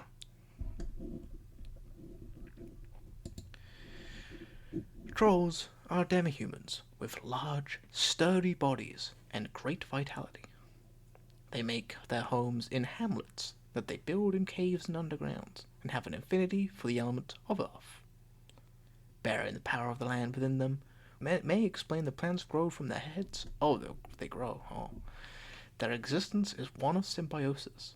A troll offers the plants a fertile plot from which to grow in otherwise hostile environments of caves and wastelands, while the plants grant the troll medical boons, allowing her quick recovery from moderate injuries. They also serve as an emergency food and medical supplies. Trolls are an inherently wise and mild race. They trade with humans and sometimes even engage in social collaboration, but only indoors and at night, as exposure to sunlight enhances their terrain powers, causing the earth of their heads to feed the plants richly enhancing their medical effects most potently. Some of these are psychedelic or aphrodisiac plants from the monster realm. The substances contained in these plants course through the troll's head and body, arousing her and warming her thoughts and eyes with lust. A troll may appear drowsy in the state, as if from a nice rest in the sun, but in truth her physical prowess is actually elevated. Spurred by desire, she will likely attack a human man to fulfill her amorous drive. This psychological feature has caused people who have met trolls in the sun to spread the belief that they are foolish and vicious creatures. It should be noted that a troll's fertility is not just floral in nature. Her body also offers lush grounds for a man to lay his seed in. The generous, comfortable bodies of these earthy demi-humans offer a warm embrace that unfolds a man's member with soft, fleshy pleasure till it bursts abundantly forth. Moistens with a man's thick fluids, their wombs greedily absorb every last drop in their bodies so that they could become full with his child. To elevate the anxiety they feel due to their relatively large, ungainly hands and feet, trolls decorate their bodies with lovely flowers as to present themselves as the best as possible to men. Trolls also use flowers to obscure their potent fragrance. While the smell is not unpleasant, it is said that the smell is dizzying at close range. The overwhelming scent of monstrous women is enough to engorge a man's organ on the spot. Incidentally, there is a certain elementalist cabal who speculates that when the day comes that an incubus is born of a monster, a troll, the child may become the greatest of all the earth elementalists due to their mother's fine affinity for the earth element. With this hope in mind, the cabal has made cordial overtures to the monsters. At present, they are working to deepen their acquaintance. Many men among them have found themselves attracted to trolls and joined them in matrimony. Alright. Okay. So, was not expecting, it was gonna focus so much on this, flowers literally growing up the top of her head. Yeah. And having different I effects. didn't expect it to go that way. You know, Of her being like such a strong earth elemental. yeah. And, yeah, shame. She looks like a trad wife. She could have been my trad wife, but she smokes weed, and I'm afraid that's too far. It's too much. I'm gonna go No, back. come on. No, I'm going back to my fucking candle guy's wife. No, I don't care. I'll smoke with her. I'm fine. We just, we'll do bakes and then get baked. It's perfect. That's true. That's true. I don't know. What are you thinking? It's not the most interesting way this could go, I feel, but it is interesting that he took this route of the troll that's more magical and whatnot. Because Kenko Cross usually goes for the low hanging fruit. He usually just goes the path of least resistance. Just like, yeah, elf that lives in the woods and does archery and Rapes you. stuff like that. Yeah. So with the trolls, you would think he would have gone the more common, dumb, big monster guy, except it's a girl. But it's interesting that he went the more magical route. Yeah, like it's like it's a belief that they're all foolish and vicious creatures, but that's only because they're high. Yeah. That's only because they go high. Okay. They're not like that all the time. Come on. Yeah. We all get a When you little get foolish high, and vicious at sometimes, times. yeah. You know? Sometimes it be like that. Sometimes you just, you're going through a trip. Sometimes you're drinking a little bit too much of that herbal rum and you accidentally fall through your own tent and like you break it and you're like, yeah, it's fucked. That just happens sometimes. It happens when you're drinking herbal rum. Made of Herbal rum. made of troll plants. Oh. Is herbal rum like a thing? Um, yeah, I think it's called like 12 cuts, 12,000 cuts. I can't remember, but Huh. yeah, yeah. It's like really funky, weird, not very good actually. Sounds like it would Um, be fun to try. it is a funky thing to try. Yeah, actually, speaking of weed, Dead Man's Fingers, which is like a pretty popular rum. It's like he's up there with like Captain Morgan and Kraken, I think, and just like how popular it is. Um, one of like the first rums I ever had was a hemp rum, which is like, yeah, Hmm. weed, a weed rum. Huh. It also wasn't very good, but you know, it existed. It Does it exists. have the facts of weed? I don't really know. Um, yeah, I don't know. Again, like this, I drank this when I was like 18, so Oh. it's been some years. Hmm. Well, I wouldn't mind trying it. Might just be like, was it THC? And there's like, yeah, there's just like a small enough dose where it's just more of like a decreases anxiety more than anything else. Hmm. CBD, yeah. THC is like that's the hard stuff in weed that gets you high. TBD is like Oh. yeah. CBD is like yeah.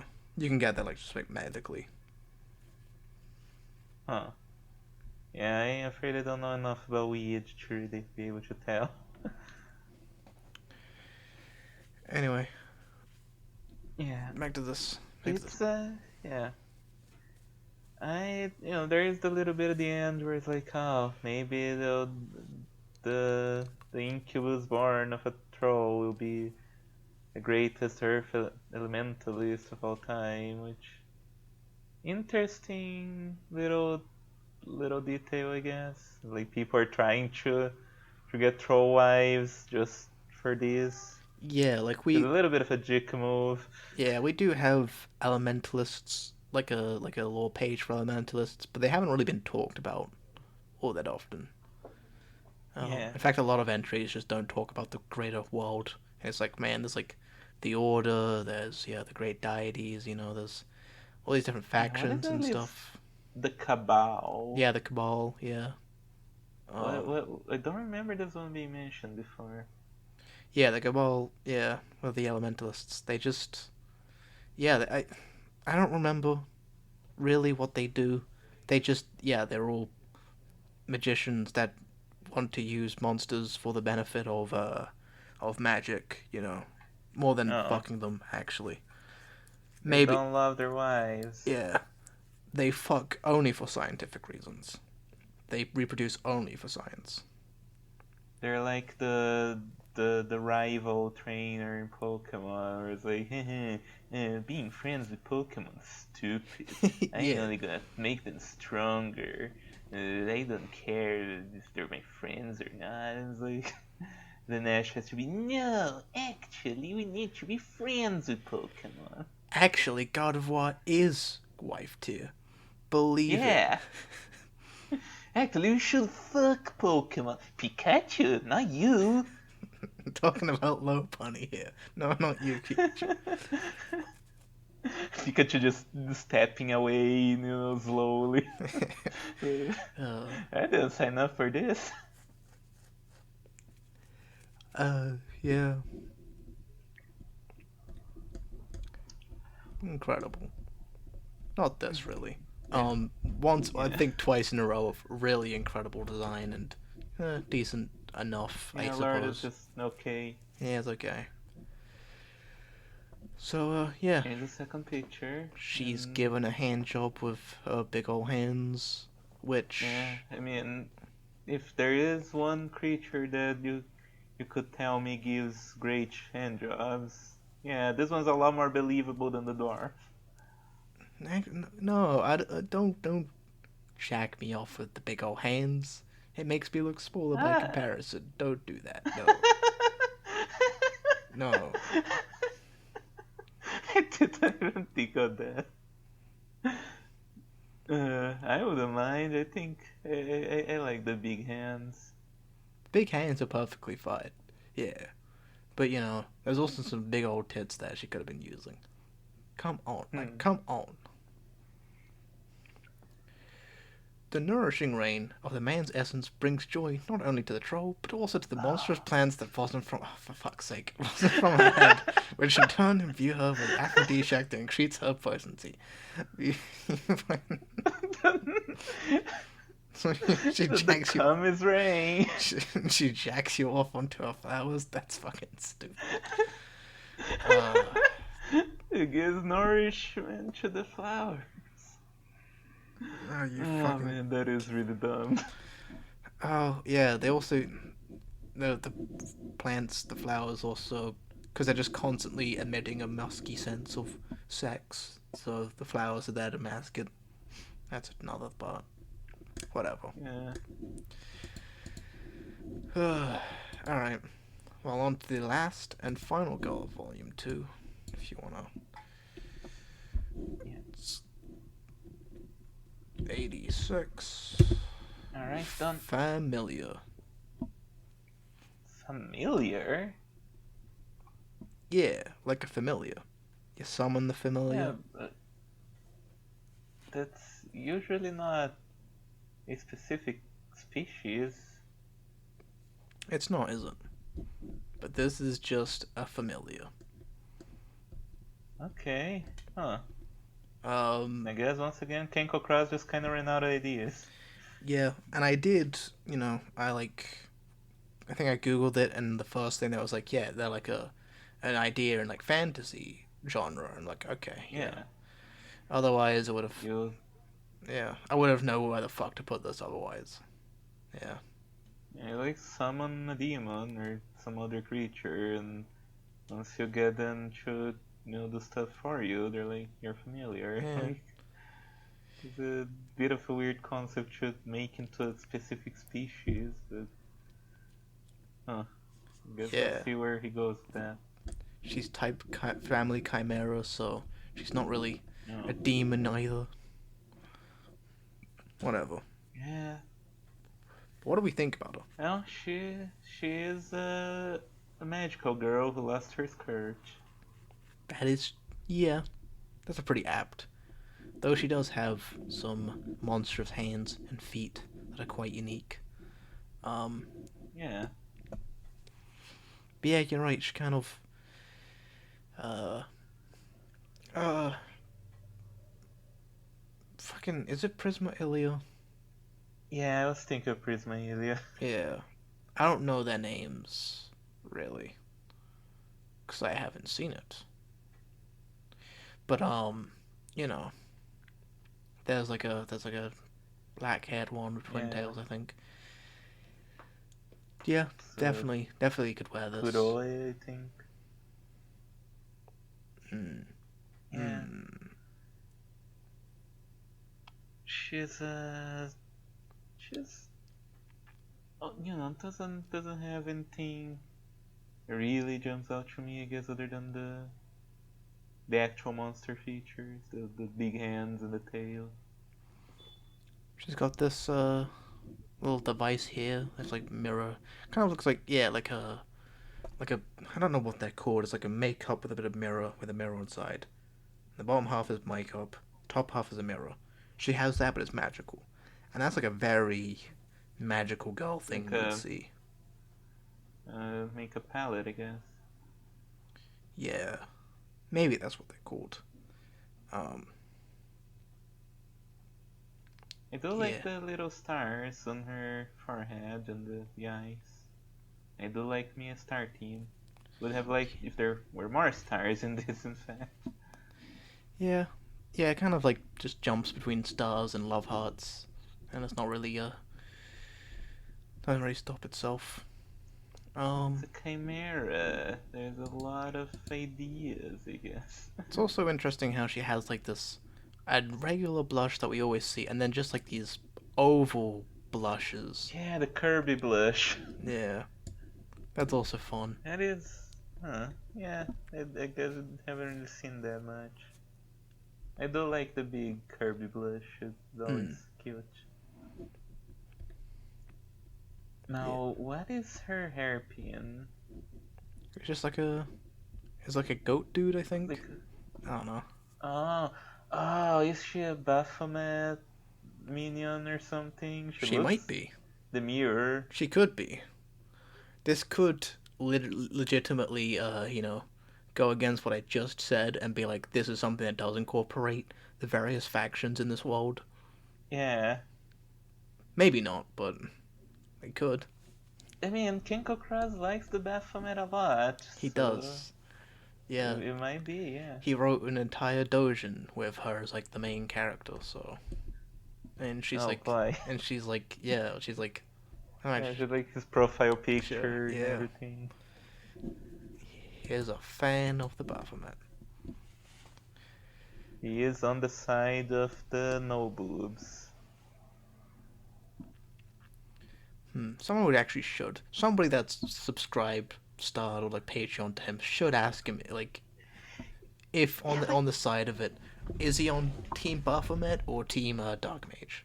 Which team is he on?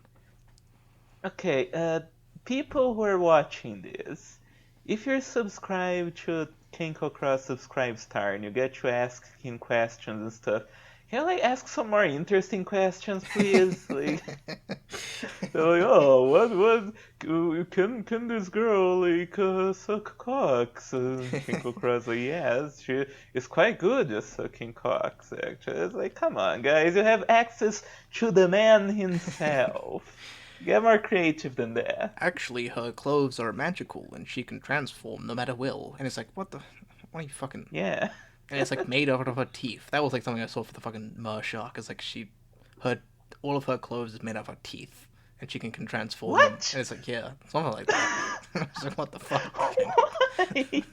What a stupid thing to say. See, you can prod this man's head. Look, if you were the person who asked that, why wasn't your follow-up question immediately why? Maybe you only get one. Maybe you only get one question a month. I don't know. Yeah, do it next month. Uh. Oh. Yeah. Yeah.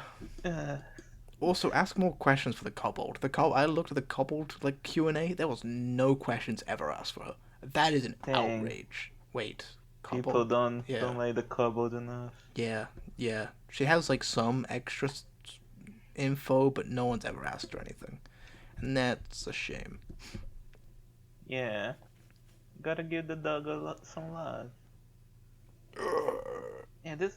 Yeah. Anyways, this one very uh fluffy, cute design. Don't really have a problem with it. It's fun. It doesn't really remind me of any particular monster, anything. So I guess it really is just gonna be maybe some original idea. Yeah. We'll have to see. Maybe bully Sasahag can go. Because she's the popular magical girl. Oh, oh, that'll be cool. Man, that's such a good idea.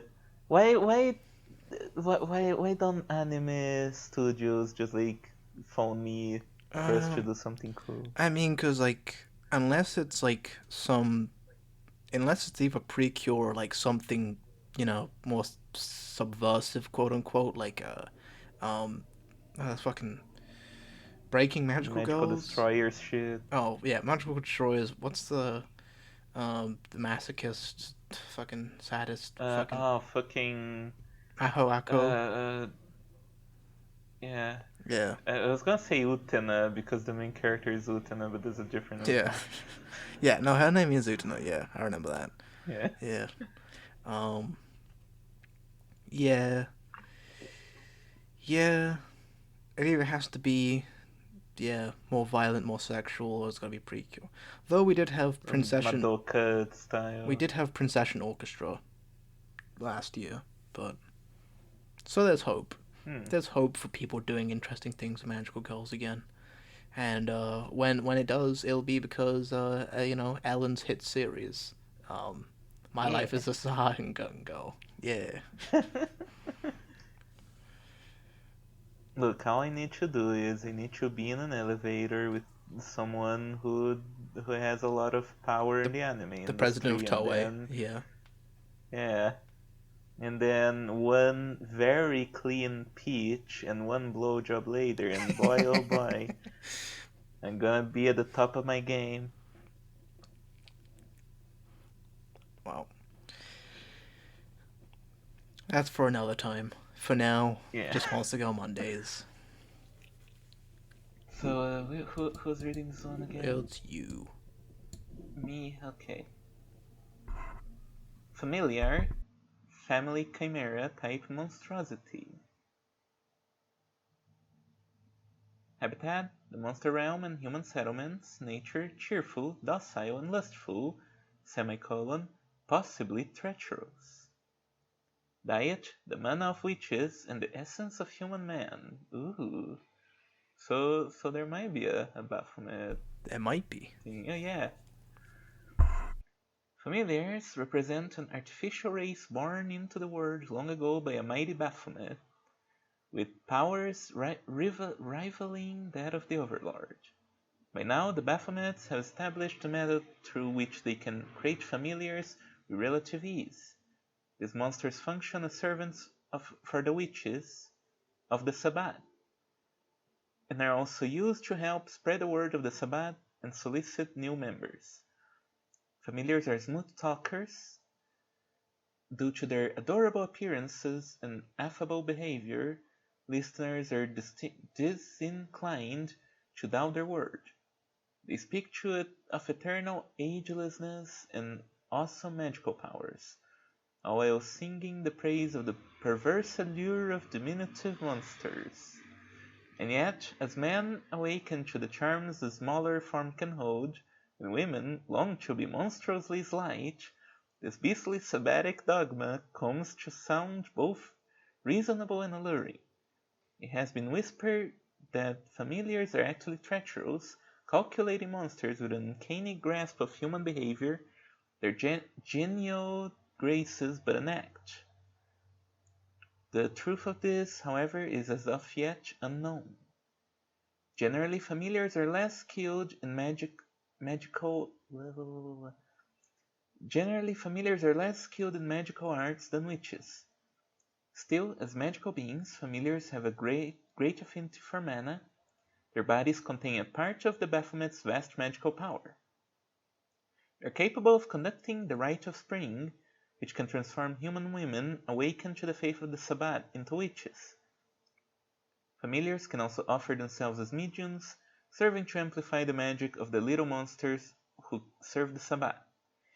Using mediums drastically enhances the arts performed by these monsters, drawing out their allure to its full potential.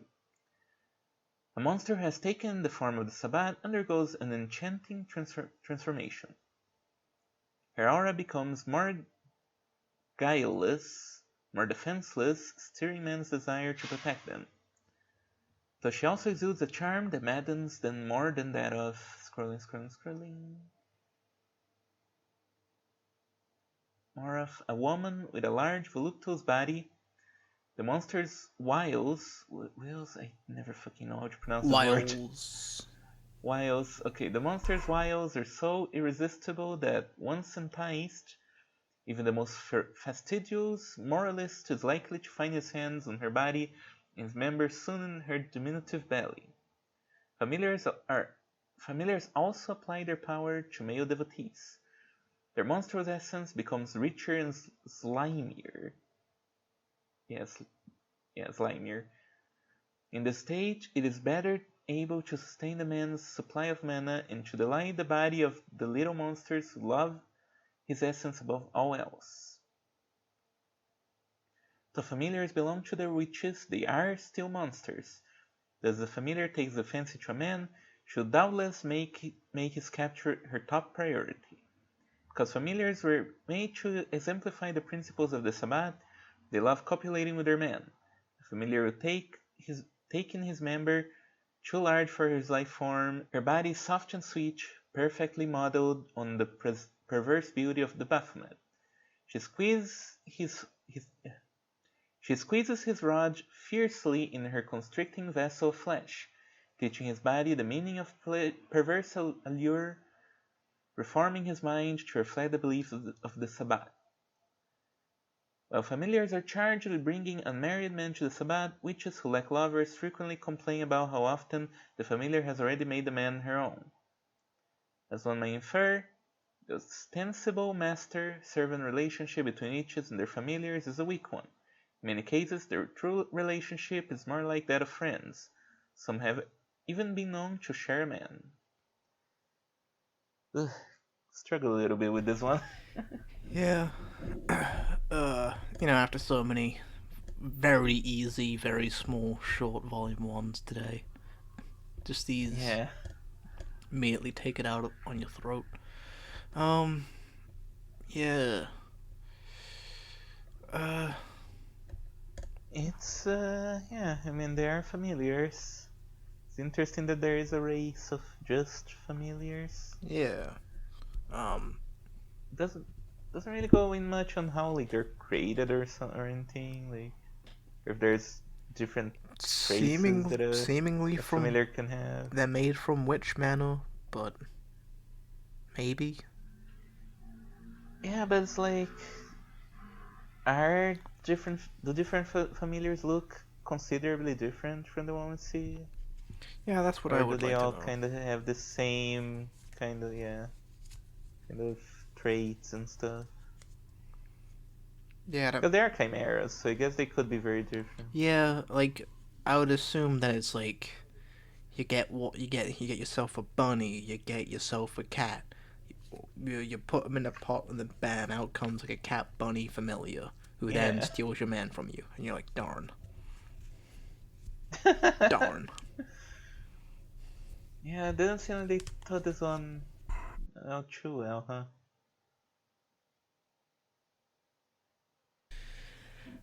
Yeah, I would say between if the argument was between a familiar and the hobgoblin, I think the hobgoblin might still have me convinced. I don't know. Yeah. And the Hobgoblin has two very strong arguments. Yes. Yeah. Um. This this is fine. This is okay. It's decent Yeah, enough. it's fine. More Sabbath lore, which is funny. Yeah. Always like to see it. I like the Sabbat. Yeah, They are a fun group. yeah. It would be fun to see, like, the Baphomet, the Witch, and then this familiar getting into shenanigans. Yeah. We don't live in that world. We live in the world where Kenka Cross No. just writes porn, and so we never really get to seal it, see the Yeah. potential. Oh well. Well, I think we can move on to the two extra girls. Alright. So as always, yeah, Okay. should be in the group chat. High Yep. Orc. Okay. Yeah. Okay. She's pretty hot. Immediately more Immediately out of the gate. striking than the ogre. Yeah. Yeah. Yeah. Dark skin, always pretty hot. Yeah. Actually, might be the darkest skinned we've seen. No, we had the Bunyip. I think the Bunyip's darker by a little bit. Yeah. Yeah. But yeah. She's pretty cool. She's more like what you would think when you think of an orc. Big, strong lady. Go I to. guess she's not particularly muscular, but She has all these like bone, like skulls, animal skulls around her, and she also sort of she looks like she can kick ass. formed one of them into an axe, which looks really fucking cool. This is awesome. Yeah. Less piggy traces, sadly. You know, she has the little ears, but they're kind of hidden behind her. All the hair and the skull She still has the helmet tail, that she's it wearing. seems. Though. She has a tail. Wait, hold on. Zoom in on that belt. She's got fucking I just condoms. noticed that too. She's got full Yeah. condoms on her belt. I was like, what is that? Are those like potions or something? Oh. Oh. Oh, one of them's filled up. I think this might be. The other one, I guess. Yeah. Huh. This might be the first time we've seen, like, cum on, like, the base designs. Not on the second images. Huh. Yeah. Crazy. Hopefully that's like you can't say what it is. It could be just like some very thick milk in a funny In a very novelty bad. case. And a really funny little wink. Yeah. Yeah, she's just Canadian. Yeah. Funny element. That's cool. I've seen, like, in hentai, like, condoms, filled condoms on, like, the bikini strings and stuff. I've never seen it on a belt. Yeah. A belt's quite funny. I mean, I've seen full belts made of condoms, Huh. which are like I think it's pretty hot. Yeah, there's something about more making them wear it than necessarily them wearing it, but you know, there is a confidence that she exudes Yeah. that is amplified by the fact she has literal full condoms on her belt as she's walking around. Yeah. Yeah, it's pretty hot. Like, this girl fucks, and yeah, I wouldn't mind being the next one. I think she also has one eye. I think one of them's she's got an eye patch on. Yeah, Yeah, she has an eye patch. I will say the tongue sticking out on this one looks very badly drawn. a little bit, a little bit. Like when you zoom in, it looks like The mouth is a little bit too. almost like yeah, Yeah, it's the tongue's too far along. yeah, almost looks like there's an indent on her mouth, like some scar or something.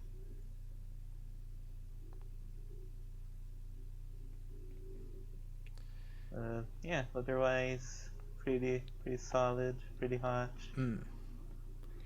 Would would you know, is she better than the Osselmare? I don't know. Where she has a similar type of Hmm. thing going on. Yeah, similar vibe. It would be cool to see them fight. Hmm. Yes. It would be cool.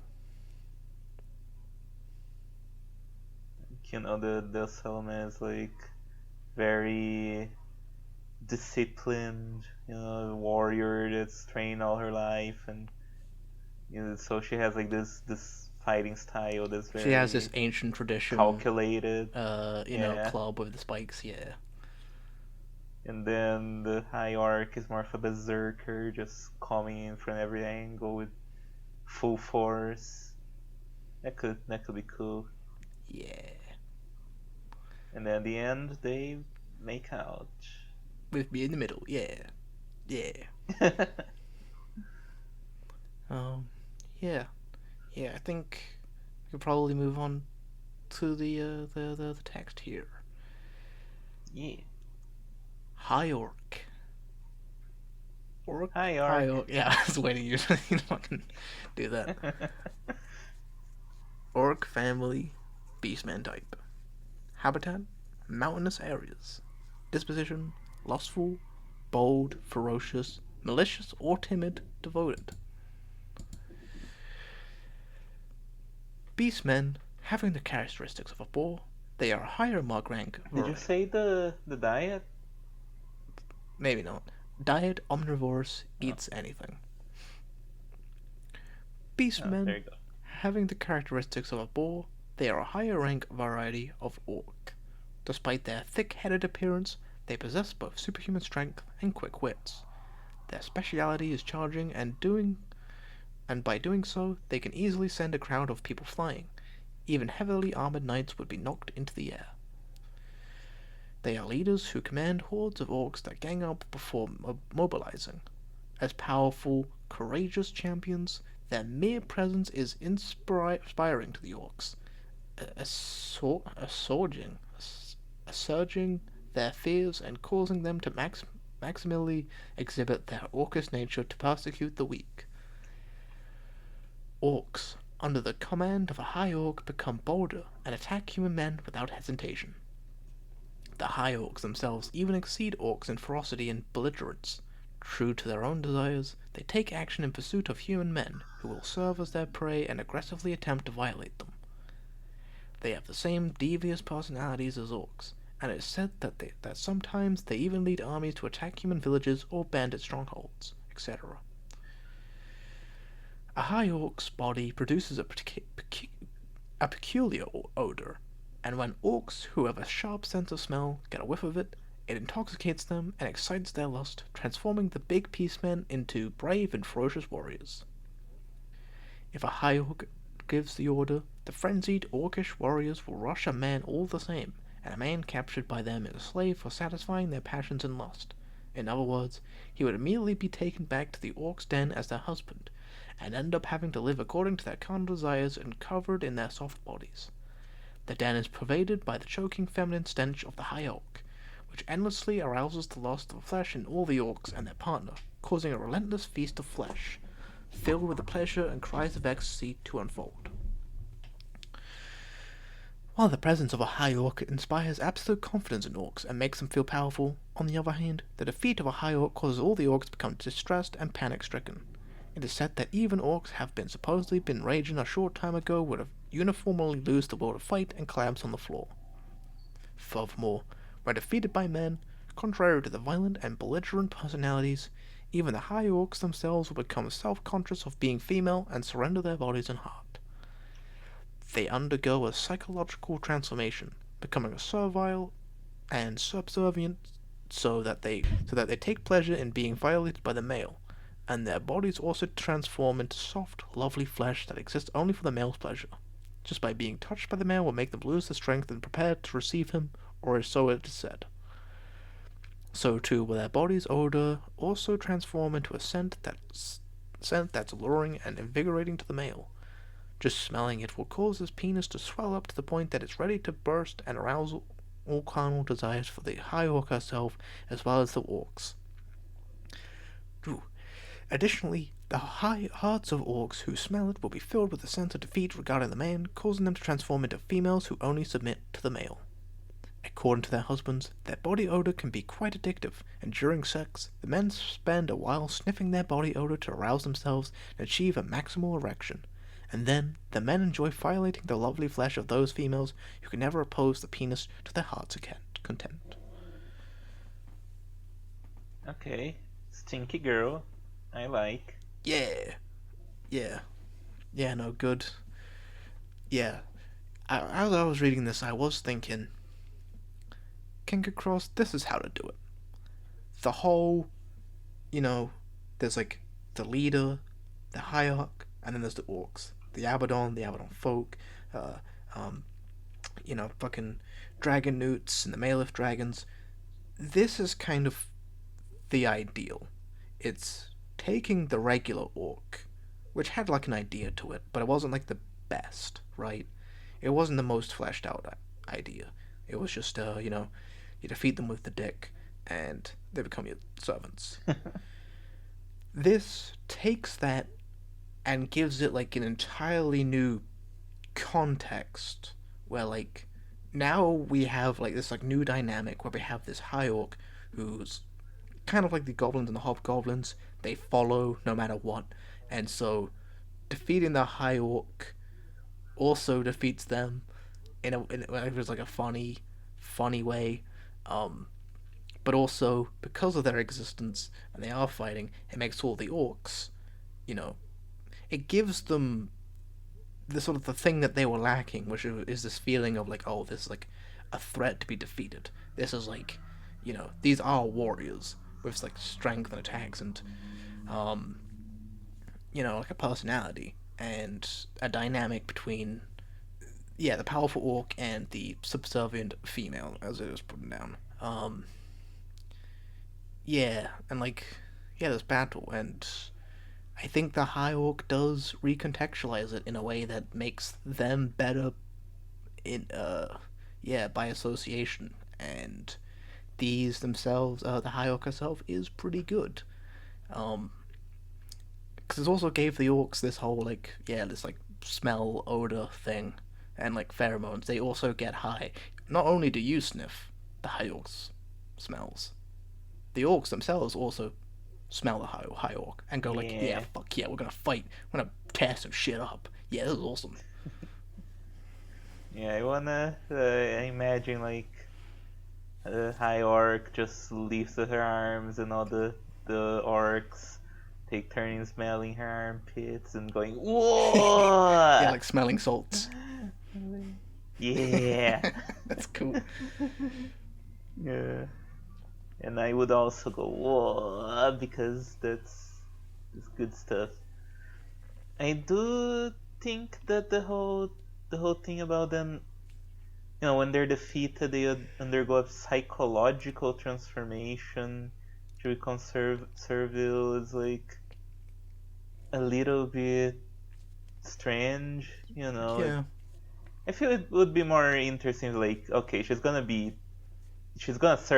serve you because her warrior culture says that she must, and she's gonna be tsundere for you at first, and but eventually will warm up to but you her instead of nature literally as her warriors and brain pillagers changes. and bandits, like I think that should always be. She should be like a villainess.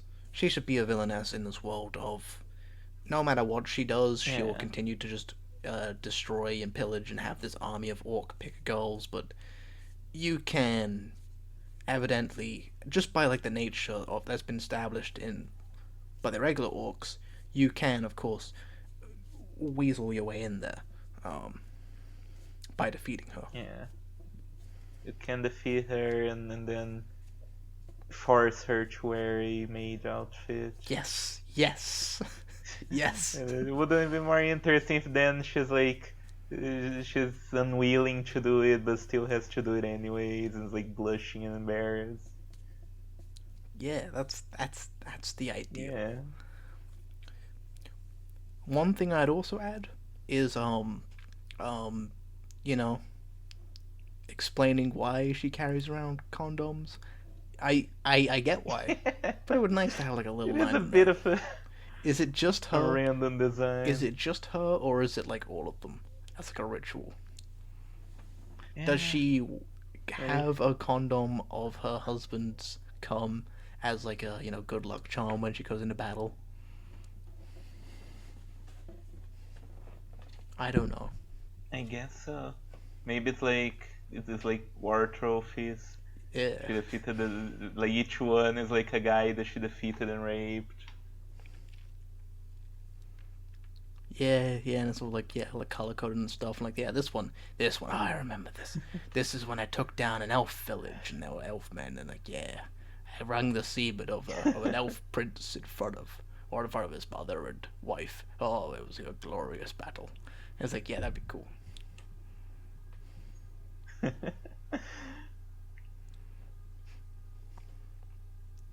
Yeah, cool design. Lare's cool too. I mean, if you make a girl stinky, immediately that's gonna make me excited. So, Yeah. Well, think we can move on to the last and final girl of the show, Redcap.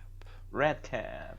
Now, Redcap is a Okay. goblin, more of a folklore type of like I think it's like a Scottish folklore thing, but you know, it's a goblin, and so Once yeah, again, like, uh, wasn't it like all the other like the Alp and I think the Marrow like also Scottish and they all have like a red hat, a magical hat. yes, They really like their magical hats. I think so. Yeah, Yeah. I think yeah, weird monsters with hats. I think that's a yeah, I mean that's cool. yeah, but yeah. I do like the magic hats. Speaking of Anyways, cool, this design. Yeah, this design, yeah, like she's very striking immediately. Yeah, Definitely looks a lot more goblin, if at least in energy, you know? yeah, and like more of like the violent one. Yeah, like of the most violent. Like Yeah. literally has this massive cleaver that's dripping blood, and it's Oh, yeah, it's immediate like holy fuck, this is like yeah. like This, those other two, they're fucking goofy goobers. This one's actually out to yeah, fucking yeah kill some this one motherfuckers. I'd actually be scared of approaching, you know? Scare roused, maybe? Scaroused, yeah. Maybe a little bit more scared than roused. Cause she looks like she's gonna open me up. Is this gonna be the Guro girl? Probably not, because the No, lore means that they never hurt the man. But yeah. I mean, she looks like the Guro girl. just like taking a glimpse, I can see some you know, injure, wound, life threatening. So I have hope. I have Oh hope boy. that we're gonna go into some real fucked territory, but I don't Yeah. trust Kenku Which Cross is like that. not something I'm into sexually, but It's a cool thing to have. We it is have cool, yeah. enough villainess, demure girls here. You know, we have the Danuki, we have the Baphomet, we have the Malif Dragon, we have all sorts of them already. So why not have one for those freaks, for the freaks in the audience who are like, man, what if someone Yeah. just fucking chopped off my arms and legs and like, yeah, fucked up my life. Yeah, that'd be Oh awesome. boy. For those Yeah, people. she looks like she'll do that. Yeah. Yeah, for those people, not me. I like No. having all my arms and legs intact. I do like, as a good yandere enjoyer, I do like aesthetically a girl that's wielding big sharp Yeah. objects, but the appeal of yandere is often misunderstood because the appeal of yandere is not that she's going to kill you, but It's that gonna she's kill going to everyone that could yeah, possibly kill take you everyone away. else. Yeah. Yeah, she's gonna protect you, you know. But yeah, I do like aesthetically girl with a big cleaver. Shout outs to our girl Hena Hyugu from Higurashi. Yeah. Her outfit is also pretty fucking cool. The way it's like so spiky and um yeah.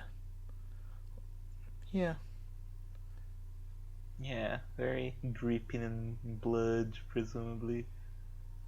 Um I'm going to say, but like the way her dress looks down here kind of does look like it's assimilating a vagina, a puss.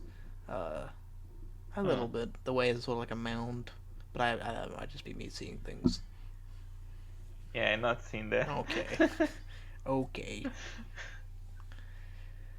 Um, yeah, yeah. No, great facial expression, great big hat. Yeah, she is sharp teeth for fun. Yeah, big old horns. Yeah, she's cool. She is cool, I yeah. do like how both the hair and the outfit start off white and then fade into like a dark red. It is pretty awesome. And the way it looks like she Yeah, has like scars around. I think it's just tattoos, but it does look like she has like scars around her legs. yeah, yeah, which adds to the feeling of danger, like, yeah, the, the cutting of flesh has happened in some capacity. Mm, Yeah, she's cool. She definitely a very cool design. yeah, Very dangerous and actually pretty scary. yeah. A lot of the girls in Monster Girl encyclopedia, it's like, she's not that. You're like, yeah, she's I could gonna take her. kidnap me and do things. Yeah, like this one is like, I don't think I wanna be near this creature.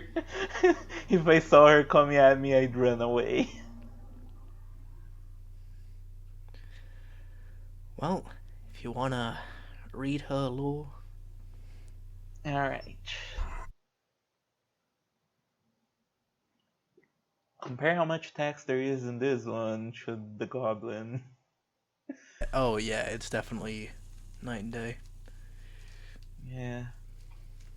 Redcap, Goblin family, demi-human type. Habitat, graveyards, ruins. Disposition, ferocious, in parentheses, gentle. Diet, omnivorous, prefers meat, yum yum. A race of goblins with a childlike form distinguished by the red cap they wear that appears blood-stained, as the name suggests. They continuously accumulate an extreme lust that boils up ad infinitum, and they're constantly driven by the urge to violate men. They always glare at man and grin with their desires and urges laid bare. These are extremely ferocious monsters who assault men. They lurk in places such as ruins, and relentlessly stalk the human man who will end up as their prey, employing tactics such as lying in wait to ambush a man and attack precisely the moment when their target is alone and defenseless.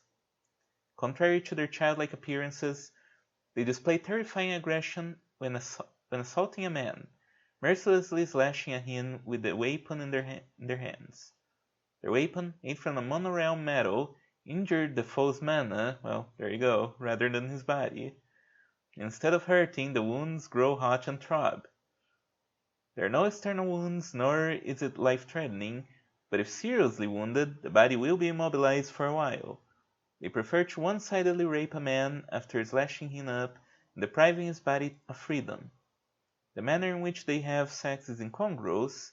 With their petite body, they straddle a man as if mounting a horse, taking his penis deep inside, and then they drop their hips again and again as if crashing into him, Canker inducing pleasure in a Cross, man we that's know you even like violent. fucking cowgirl. You can just say cowgirl. You do not need as if she's Yeah. straddling a horse and then goes up and down and crashes her hips. You don't. You can just say cowgirl. Come on. uh, he's being poetic, you know? The gasps and moans escaping a man's lips will greatly satisfy their urges and elevate them to even stronger excitement. Even if a man releases semen, their urges won't subside, and despite him being in the middle of ejaculation, they'll further strain their hip movement, with a single-minded focus on continuously attacking a man, indulging in pleasure and mana. Men who fall into their clutches will be brutally milked of mana in the manner and end up having sex until they pass out. Their mana becomes more thick, gooey, and red in proportion to their desires and urges. And it is their liquefied mana which also drips from their weapon. Actually, their caps are white to begin with and become stained red when this mana soaks in. In other words, the more their desires and urges build up from being unable to vent them by having sex with a man, the deeper the color of their cap will be, and their ferocity increases in proportion to it. Due to that, the only individuals who appear in front of men who will end up as their prey are those with caps stained red since they don't have a specific husband. On the other hand, the red stained caps of individuals who, by obtaining a husband, having sex again and again, and having mana continuously poured inside them, have had their desires and urges satisfied and will regain their original whiteness. When their cap is in a white state, as a lingering effect of having been filled with human mana, they will appear to be intoxicated, and most will seem merrily spaced out. There is no apparent ferocity or aggression as in their red state. The expression in their eyes as they look at their husband also becomes soft one filled with love. For example, even with their husband next to them, they would only smile at him like a little girl in a manner suitable to their appearance and snuggle up to him, and they would never do something like rape. However, having obtained a specific partner, their desires and urges will grow even bigger and stronger, and they'll become unable to endure it. The urge will soon swell up and dominate them unless they are constantly immersed in ecstasy. basking in the afterglow of sex with their husband by having mana relentlessly poured inside them. If one were to skip even just a little bit of sex because they aren't attacking, their cap would suddenly be stained red, and their husbands would end up being thoroughly ravished like when they first met. Kenko Cross. Yeah, so Kenko Cross. yeah. People have a fetish for guru, for torture, for torturing and being tortured. That's just how things are. I don't see it. I don't really understand it. I can kind of understand, the powerlessness of being an amputee, but it's like a fetish. Not one I have, but I understand it. There is not a single person on this earth who has a fetish for a woman's hat changing color. I guarantee you. What the fuck? Yeah, especially changing color because she's like sexually repressed. Like if it was she cuts, she cuts the man up and the blood stains their white clothes. That's yeah. Yeah, I guess that would be the idea, but just it happening magically because she's not having sex, that's dumb. that's really fucking stupid. Like, I understand the idea of like womb tattoos, like growing brighter and pinker because she's like more horny and desperate. I'm like, yeah, that understands. But her hat turning more red is fucking stupid. What were you Yeah, thinking? Um, this is uh, it's just weird. I mean, I Like, understand like this sort of is it going for a sort of Mesugaki yandere goal, but also I don't know. It was like so many weird little directions that like I don't think it comes across that way for like most of its description. yeah, it's like I just don't get why make a girl that is clearly the Guro girl. It's the girl that chops people up. There's even blood running from the weapon she's holding in the Yes, picture. And then you go through such great lengths to be like, she doesn't hurt you like that much. She just, it just she hurts your mana. it's a hot throb, Like, and that's not actually blood. It's just that your mana becomes thick and gluey and red, and then that's what's dripping uh, from the blade. it it doesn't make any sense. Like, again, stick to the bit. If you're gonna do this, then go all the way. Like, I guess because he is not into it, but you cannot convince me that he's into No, everything that we've seen in this, there's right? no way he's into vor. There's no way he's into like the weird tongue shit. Like yeah, no, there's no way he's into all of these, because there's like some elements that definitely are reoccurring and some that aren't. The the insistence on like the violence, but it's not actually violence. It's just hurting your mana, is stupid every single time, and it appeals to nobody. And I don't know how Yeah. nobody has. Here's a fucking thing to ask him. Why is it always this? I understand why you're doing it, because you want to have this world where human men are never going to be hurt by a monster girl.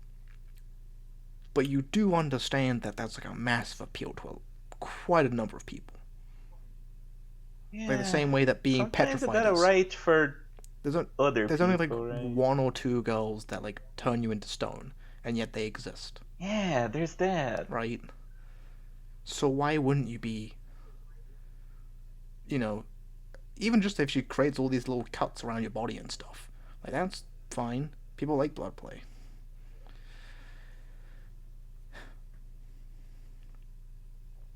Yeah, we had like the wasn't the ghoul kind of like did some stuff with blood. Think so? yeah, so like it's not like there hasn't been like blood And of play. course, the cursed sword is the most like that's the only one that actually does just fucking slaughter armies. Yeah. Yeah. The cursed sword is like, yeah, she like actually attacks people, and like I don't remember there being any mention of she hurts her mana No. or whatever. No. It's Um. just weird. Yeah. Well, that sucks. Yeah, that's a kind of a lame no trend on. I feel like once again, like this seems to have been the entire theme of this episode. Cool designs that get wasted with the lore. Yeah. Well, we'll find out if there's any that made it to wife tier as we move to the tier Yeah. list. Alright, let me just. Yeah. Save. Everything's working on my end. Yep. Yeah. Cool. And I've already Alright. gathered the girls ahead of time, so if you just want to plug away. Okay. Time to plug. I'm Alan Hodai. I do a comic called Harpy Story. Pages are coming. They released a page pretty recently at the time of recording. So go check it out on harpystory.comicseries.com. It's good. It's fun. A succubus just got thrown inside a giant bunny, and that's the kind of shenanigans you can expect. Is there any Guro in Harpy story? Girl? Any Guro go? Any Oh, and girl, girl. any murdering, slicing up people? It's gonna be blood and guts I mean, everywhere. Is that what's gonna it's happen? a pretty feel good story. It's a pretty, just light-hearted, fun little story. But there is, there can be violence. Yeah, just in the background. Characters can yeah cause yeah. uh, there's not no bullshit of hurting your man or Yeah. whatever. Uh, so at least there is that. Yeah, you can read it at harpystar.comicseries.com, and you can give me money at patreon.com/harpystory. I might change the handle in the future if Patreon allows, but if I do more stuff there, so I guess just good to put that out there. But for now, just doing Harpy Story. You can go look at it. And yeah, give me money if you like it. Please, I need the money. I might have spent a little bit too much on my credit card, so it sure will help to have another person or two giving me $1 or something. Uh, but yeah, other than that, I stream on Twitch. You can go check me out on twitch.tv/AlanHorai, playing Final Fantasy IX, as you can see by my little profile picture. Now we're getting to the part where things really heat up. We're getting to the IFA tree. If you've played the game before, things things really go to places starting now. And I've also played through Resident Evil recently, so that was fun. I will be starting another series Yeah. soon. You just uploaded the So VOD for Evil Dead, Resident Evil, the finale. not Evil Dead. No, Resident Yeah, Evils. the similar vibe. Yeah, similar stuff's happening. Uh, yeah, I could see Ash and Chris Redfield like teaming up. Yeah, I think there was some inspiration probably. Um, Yeah. My YouTube channel is Ellen Hodai. You can find all the VODs there if they're not on Twitch anymore. And yeah, we'll be starting a new series soon. It'll be more old RPGs. nice. But yeah, I also have a visual novel. You can look at the link in the description below. All the links are there. There's some Amy links as well. Yes. Check all of our stuff. Read the Deathless. It's Arc 4 has started. It's I good. haven't finished Arc 3 yet, but all that I've read is pretty good. Yeah, Yeah, definitely need to catch up. yeah. And as always, like, comment, subscribe. Comments are great for engagement. So as always, thank you, Kenko Cross. You know, Thank you, Kenko Cross. like he's he repeats a lot of the same things. The cowgirl and the killing and the slicing of manner, and you know same Body ideas, and the soul. same body and soul. Yeah, same ideas, and he keeps going. But look how many girls there are. Can you really tell me you could make all these girls and make all of them distinct? I don't think so. So cut the man some slack, and thank him. Thank him in the comments. Yeah, he deserves at least some At least a thanks. thank you. At least some gentle At ribbing least a on his thank subscribe star. Go subscribe to it and then fucking ask why. you. Just why? Why? Why any of this? Charybdis. Why? Why? I mean, I feel the answer to that one is Abaddon pretty Folk. obvious. Why? That's a big why. Yeah, that one. Yeah, Alright. that one is a weird one. Enough talking. Let's get on some talking Enough talking. about Have at you. goblins. Goblin. The base goblin. Goblin, base goblin. Oh man, like, Pretty easy plain if to. we, yeah, if we judge just by what we got from her lore, we have the extended cut from the Hobgoblin. hobgoblin. Like, yeah, she's just there's nothing. It's just very plain. And even then, it's like, if I was to ever stumble upon a goblin, you know, domain, I would just spend all my attention on the hobgoblin. I could not. Yeah, It's just like I'm just not interested. I think, I feel yeah, they would also be just like, yeah, I mean, obviously, yeah, she's got big boobs, of yeah. course.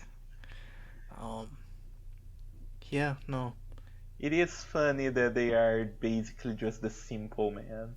yeah, and I feel the goblin is very much the audience surrogate, just for you who is reading Monster Girl Encyclopedia. that's true. If it was like, yeah, less feminine, like a boy, a shounen boy, I would look at that and I'd be like, yeah, I want to be that. I do go through moments of like, man, I'm tired of being a man. I want to be a fucking boy. I want to be a fucking, uh, what's his fucking name? Fucking Made in Abyss protagonist, little robot boy. Rag. Reg. I want to be a Rag. Reg sometimes. Sometimes I'm like, man, if I could just, yeah, be a boy on an adventure, that'd be cool. That'd be sick. Rag's name is very fun to me, but I think I'll have to save the discussion to eventually do the tier list. Yeah. See, we're already fucking fucking made fucking other stuff again. Yeah. Oh, we're on a tier list. Okay. Yeah, plain Plain tier. tier. Plain tier. Very plain. Now, Hobgoblin. Hobgoblin. Uh, hmm. I think she's really fun. She's really cute. She's dopey and stupid in a way, and she's a pretty hot short stack girl. Um, which is not something we really have a lot of. We don't have a lot of. Yeah. Yeah. I am leaning towards a sex or a wife tier.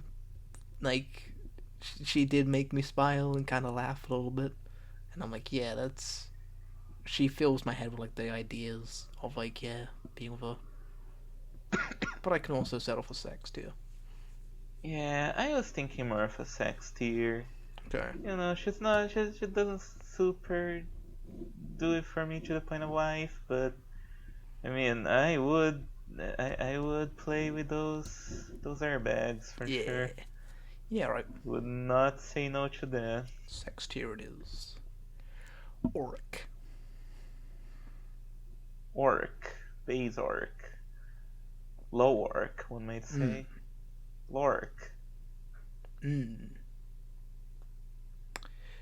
She. Hmm. Probably like a smooch tier. I find the Yeah, design pretty definitely nice. not higher than that. Pretty nice. And there's something to the idea of the defeating her and whatnot, but yeah, not I plain. mean, it's the yeah, it's more interesting in the high arc. Yeah, So would smooch, would smooch the regular arc. I do wish she had little piggies now, same, but same. That would bump her up a couple notches. yeah, Um, Ogre. Ogre.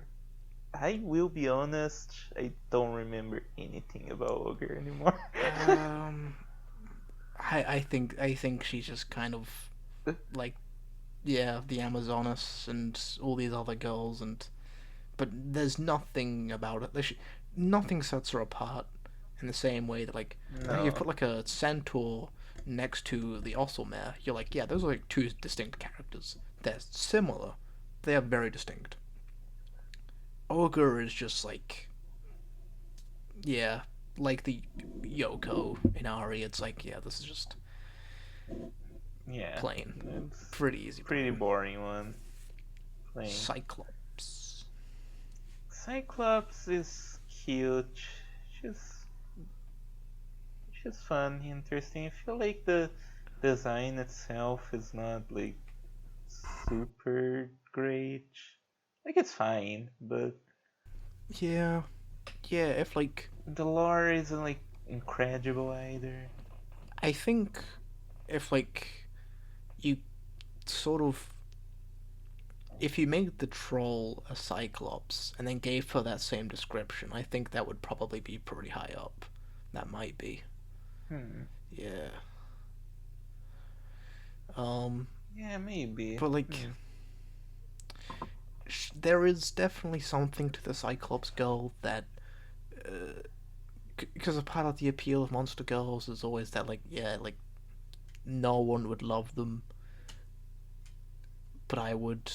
That is like a recurrent thing I see, and I'm like, yeah, that's, they feel this insecurity over the height and the eye, and yeah, so much so that they can't even like imagine you wanting to be with them other than like one night in exchange for a great sword. And it's like, yeah, I. Yeah. However, is she, is that feeling strong enough, and is the design strong enough to make that worthy of wife tier? Because I'm not quite there. Hmm. Yeah, I don't think so. Maybe be a sex tier. I don't want to put her in sex tier though. That's like mean. Yeah. Mm. Probably smooch too. Yeah, I guess much. Yeah, Yeah, yeah. it So, some, doesn't inspire enough like enough arouseness, I yeah. guess, to be in And I sexy. don't want to just use her I for would have sex. sex with Yeah, her, but I don't want like to use her for you just know, sex. That seems mean. Yeah. yeah. So Hagen. Motherfucker. This is the hard ones now. This one's like the This really good yeah. designs, but the just okay lore. God fucking damn it. Like I love this design. It's like maybe one of my favorite Kenko Cross designs. Huh. If we were just ranking designs. No, I could see that. But oh man, did the lore was just like kind of not that interesting. Uh, Hmm. I I don't know what you're thinking. What are you thinking? Okay, well, starters, I'm not making a heroine tier. Oh. I'm not making a hero girl tier. For starters, I'm not doing that. Yeah, yeah, she would be there, but like, yeah, no. I'm thinking a potential daughter tier. Mm, Like, because she's not plain. There's. She's not these bottom three, for sure. Oh, absolutely not. But there's no. I wish she had at least more to her to be in villainous tier at least, but You think so? no, I wish she Oh. had, Oh, you know. yeah. Yeah. Um. Again, maybe a smooch or daughter. I don't know. But there's no like. I would say I'm leaning more towards smooth. There's no like. Yeah, like element about her beyond a design that's really like makes me believe in like potential. But yeah, Yeah. we can put her in smooched here. Though it's like, yeah, sad, Sag, Yeah. troll, Sad smooch. trad, Troll is a hard one. troll. Because like her lore is not bad, it has interesting things, but is it as good as like the design? Does it inspire like as strong feelings? Should be wife tier. Like if we were going by just designs, it would be wife tier for me personally. Yeah, for The sure. lore, not so much because it's so silly in a way that's like not like quite endearing. It's like, come on, like coming on the hair, the The the flowers. flowers having different like little effects. Like this is goofy.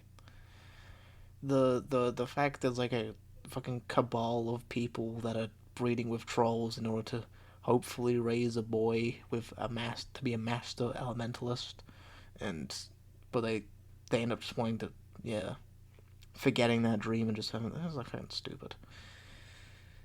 Yeah. I don't know. Hmm. I don't. It's a difficult one. I I feel like I didn't dislike her lore as much as you did. I thought it had some definitely interesting aspects to it. I thought the flowers growing off of her were an interesting concept. Weird for a troll, Yeah, maybe. I mean, again, I don't super know all the original troll mythology. I know they were more like fairies and stuff, so maybe there's something there. Like, I think that's definitely an interesting concept for a monster girl. Maybe something more for a dryad than a yeah. troll. But it didn't particularly bother me other than the coming on the flowers to make them grow. That was really stupid. But yeah, at the same time, it doesn't super have that wife tier feeling of, oh yeah, I really love this, I won this in my life. It's more of a, like, I I like her, but Smooch. yeah, I think Smooch for probably the same reasons as the Saga. Yeah, yeah. A shame. A shame. Shame, sad Smooch. Familiar. Familiar. I mean, familiar would be fun to put in the other tier just to continue the Sabat Yeah, slander. yeah. Daughter cucked. Yeah. Yeah, fucking daughter's owned. Yeah. Yeah, I feel she would be okay with it. She'll be like, yeah, sure, whatever. But the Baphomet and the Witch are like, no! Like, we made this one extra Sexy. sexy. Look at her curves. Look We at the watched outfit. all of Prismaelia for Yes, we this. studied Prismaelia inside and out. We know this is what men want. Uh, Yeah, like, and then it's like, no, daughter tier. She's cute. uh, Try again, try again. High Orc. Hyork is, hmm,